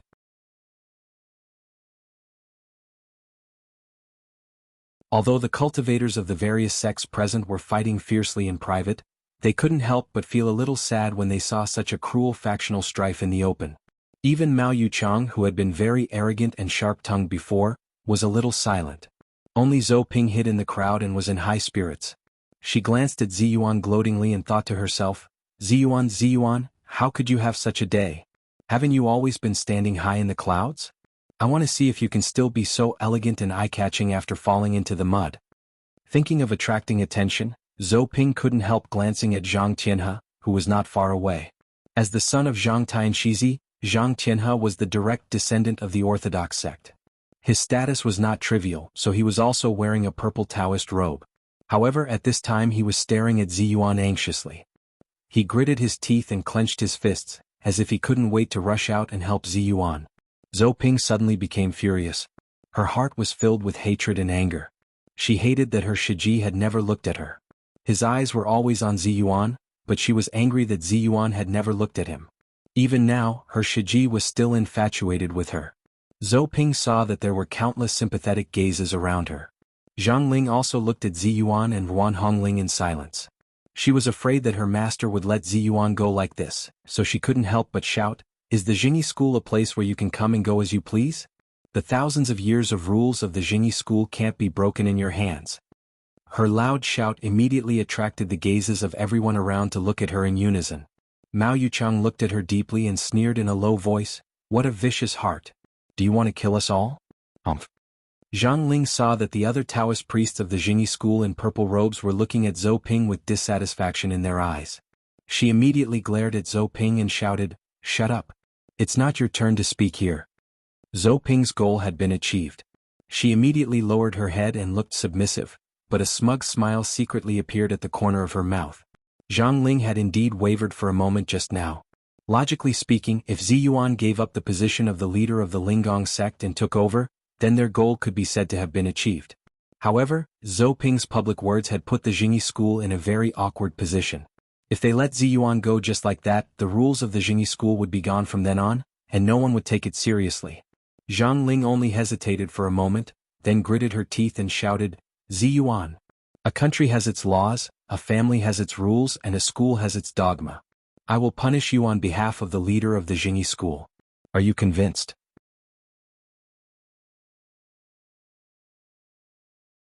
If Li Yundong had still been there, Zhang Ling would never have said such a thing. But now no one was willing to stand up for Ziyuan. It was incredible that she was alone. Even if she wanted to be ruthless, she had become much bolder. Ziyuan had long expected such a situation. She smiled slightly, and her smile was like the clear clouds covering the moon. She said lightly, I'm convinced. Zhang Ling and the others immediately felt relieved. She nodded and said in a deep voice, It's good that you're convinced. As soon as she finished speaking, she suddenly heard a loud shout coming from the air, I'm not convinced. This shout was like a bolt from the blue, immediately attracting everyone's attention in the direction of the voice. Everyone saw an extremely beautiful woman standing in the air, looking at them with disdain in her eyes and a sneer on her face. This woman had an oval face. Her face was small and enchanting, and there was a cinnabar beauty mole between her eyebrows. Although there was a mocking and contemptuous smile at the corner of her mouth, she was charming, which made people fall head over heels for her. Zhang Lufang looked at the woman with her mouth agape and said in surprise, Who is this? Why is she so beautiful? Zhang Kongyun suddenly stood up, gritted his teeth and glared at the woman. He said one word at a time, Ao. Oh. Shuang. Every cultivator present heard these three words clearly. They all burst into an uproar and looked at the woman in the air with a contemptuous look in her eyes. Ao Wu Shuang? Why was she here? There was still one more chapter to go.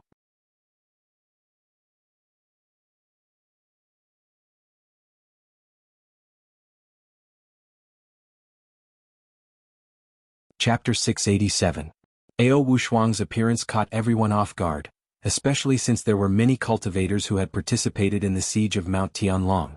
Ruan Hongling looked at Ao Wushuang with her mouth agape, but soon there was a flash of joy in her eyes. She gently pulled Ziyuan's sleeve and said in a low voice, "Shiji, we have reinforcements coming." However, Ziyuan's expression remained the same.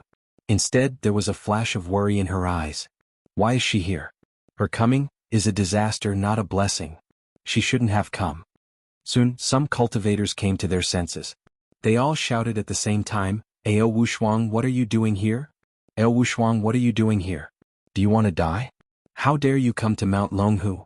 Wrong, it should be the courage of a fox." Zhang Ling's face was as hard as iron. She said with a cold face, "Ao Wushuang, how dare you come here? Don't you know where this is?" Zhang Kongyun seemed to be unable to control his anger. He suddenly jumped into the field, pointed at Ao Wushuang angrily, and shouted, "Ao Wushuang, you be *tis. How dare you come to Mount Longhu?" Ao Wushuang fell from the air and smiled coldly. "You have the face to harm two helpless little girls. Why don't I have the face to come here?" Zhang Kongyun was not good at arguing with others. He was so angry that his whole body was trembling. He scolded angrily, "*T, *T. Zhang Ling, on the other hand, was born with an iron tongue and a heart of iron. This was also the reason why she could preside over many affairs of the Jingyi school even though her cultivation was not at the top. She looked at Ao Wushuang coldly and said, "Ao Wushuang, this is our Jingyi school's own business. It's not your turn to talk about it. 10 years ago you caused chaos in the Linggong sect of the Jingyi school. You seduced Wang Yuanshan, the leader of the sect, with your beauty, causing him to commit suicide out of shame. You are the only one left to live in the world. Don't you feel ashamed? If I were you, I would have committed suicide long ago." Zhang Ling's words were sharp, and every word was like a knife stabbing Ao Wushuang's vital points. If it had been someone else, they would have been scolded until they vomited blood. But who was Ao Wushuang? Although Wang Yuanshan, the head of the Linggong sect, and his junior sister, Yan Fang, were not engaged or committed to each other, the cultivation world regarded them as a couple. Even Taoist Master Zhang, the head of the Jingyi school, had tried his best to bring them together. But at this time, Ao Wushuang intervened and snatched Wang Yuanshan away, causing Wang Yuanshan to betray the sect. In the end, Wang Yuanshan was captured by the Jingyi school and sentenced to death. 10 years ago, everyone in the cultivation world knew about this matter. Every cultivator was shocked by Ao Wushuang's actions and Wang Yuanshan's arrogance.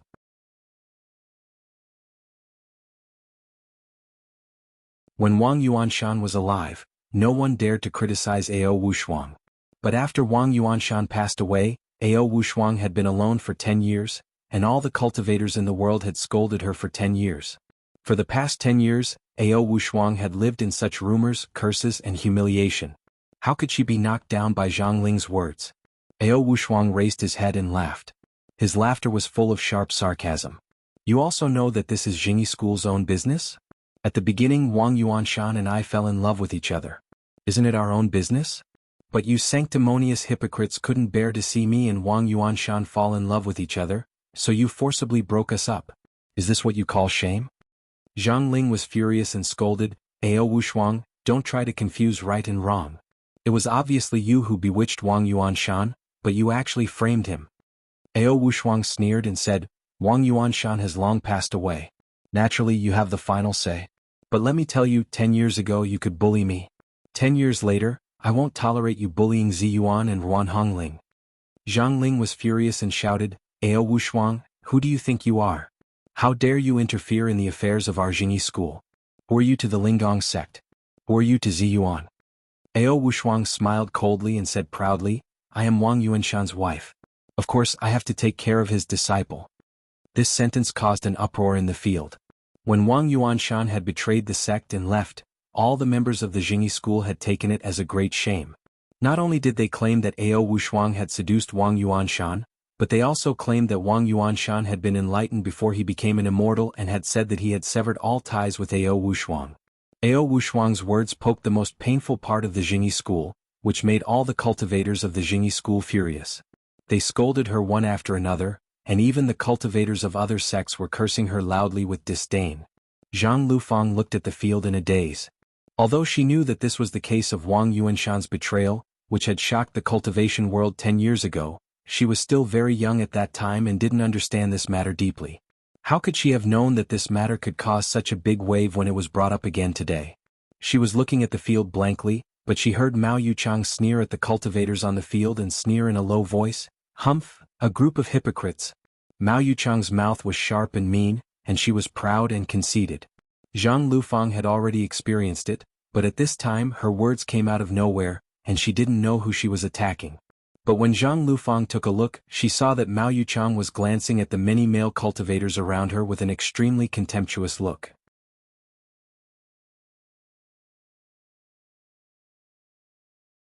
Although she was still a budding girl, she was no longer a silly girl who had just awakened to love.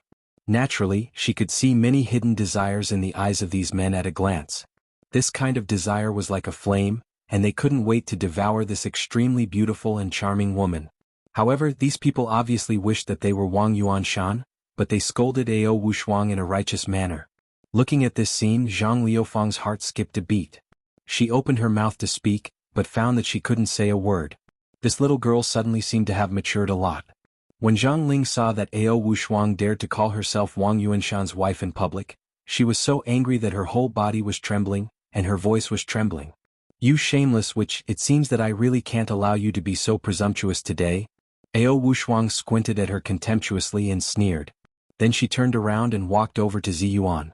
She fixed her eyes on her and asked as if there was no one else around, "Ziyuan, I want to take you away. Are you willing?" Ruan Hongling's heart was in her throat. She grabbed Ziyuan's arm tightly and stared at her lips, for fear that she would say something against her will. However, Ziyuan looked at Ao Wushuang indifferently. She sighed softly and said non-committally, "You shouldn't have come." Ao Wushuang snorted and laughed self-deprecatingly. 10 years ago Wang Yuanshan was captured by this group of hypocrites. I should have gone at that time. 10 years later his disciple was going to be framed again. If I hadn't come, Wang Yuanshan would have scolded me in heaven. Ziyuan sighed and opened her mouth. Just as she was about to speak, she heard Zhang Kongyun shout, "Ao Wushuang, you're courting death. 10 years ago, I wanted to kill you to avenge my good friend. Today not only do you dare to come to this place, but you also dare to confuse black and white." Ao Wushuang turned her head and squinted at Zhang Kongyun. She sneered and said, "You old fool, why are you shouting here instead of staying in your own Taoist temple and taking care of your disciples? If Wang Yuanshan hadn't fallen into your trap, how could he have ended up like this? It was you who betrayed your friend for glory and betrayed me first. How dare you point at my nose and scold me?" Zhang Kongyun's face turned black with anger. The bones all over his body crackled, and a stream of white qi rushed up from the top of his head. The usually lazy old man was really angry at this time.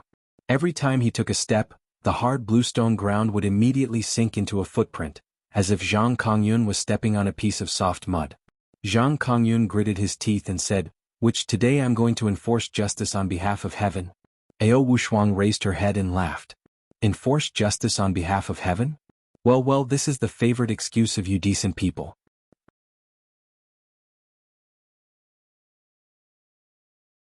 As she spoke, countless white hairs quickly grew all over her body, and in the blink of an eye, she turned into a huge seven-tailed white fox.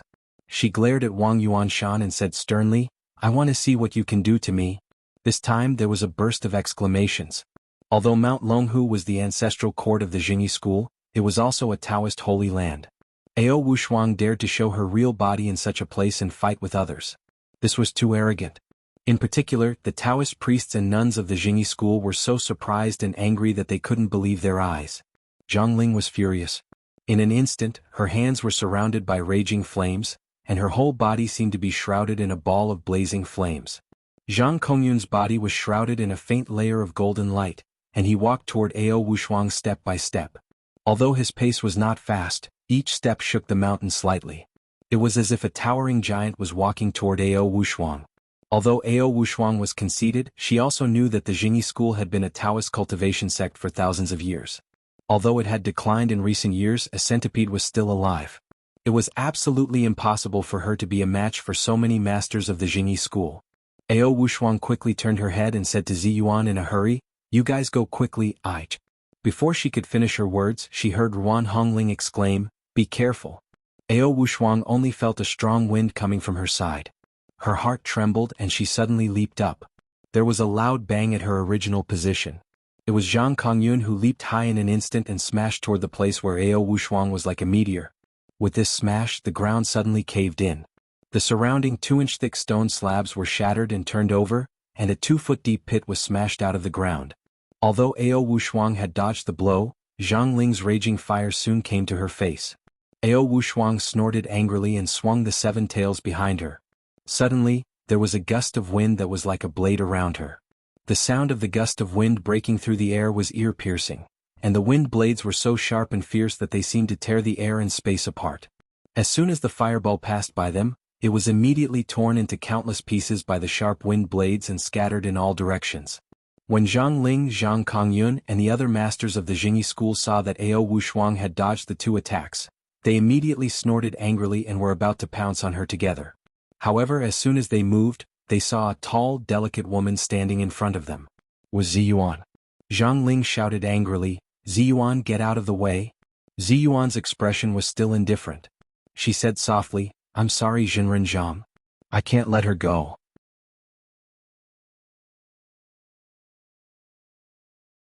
Zhang Kongyun also gritted his teeth and said, "Ziyuan, are you crazy? You're actually protecting a fox demon?" Zhou Ping also took the opportunity to add insult to injury. "Ziyuan, everyone says that you collude with evildoers and collude with bandits. What else do you have to say today? Why are you protecting a demon?" Ziyuan smiled faintly and said, "Because she is my master's wife, so I have to protect her." Zhang Kongyun widened his eyes and said in a trembling voice, "Ziyuan, are you really crazy? Do you know what you're saying? Get out of the way. It's not too late to rein in the horse before the cliff." Ziyuan glanced at him faintly and said softly, "Jinren Kongyun, everyone says that your spiritual energy is strong and your jinshin is amazing. Can I ask you for advice today?" All the people of the Jingyi school gasped and looked at Ziyuan in disbelief. Zhang Kongyun's body trembled and he thought to himself, 10 years ago, I was forced to fight with Wang Yuanshan and caught him with my own hands. 10 years later, he wants me to catch his disciple again? Update. You're tuning in to the Han Li's Wuxia Chronicles YouTube channel. We're so grateful for your support and don't forget to subscribe to join us on this incredible journey through captivating stories. Your generosity through donations truly makes a world of difference, as it's the primary source of revenue that allows me to expand and enhance this channel for you. Thank you from the bottom of my heart for being a part of this adventure.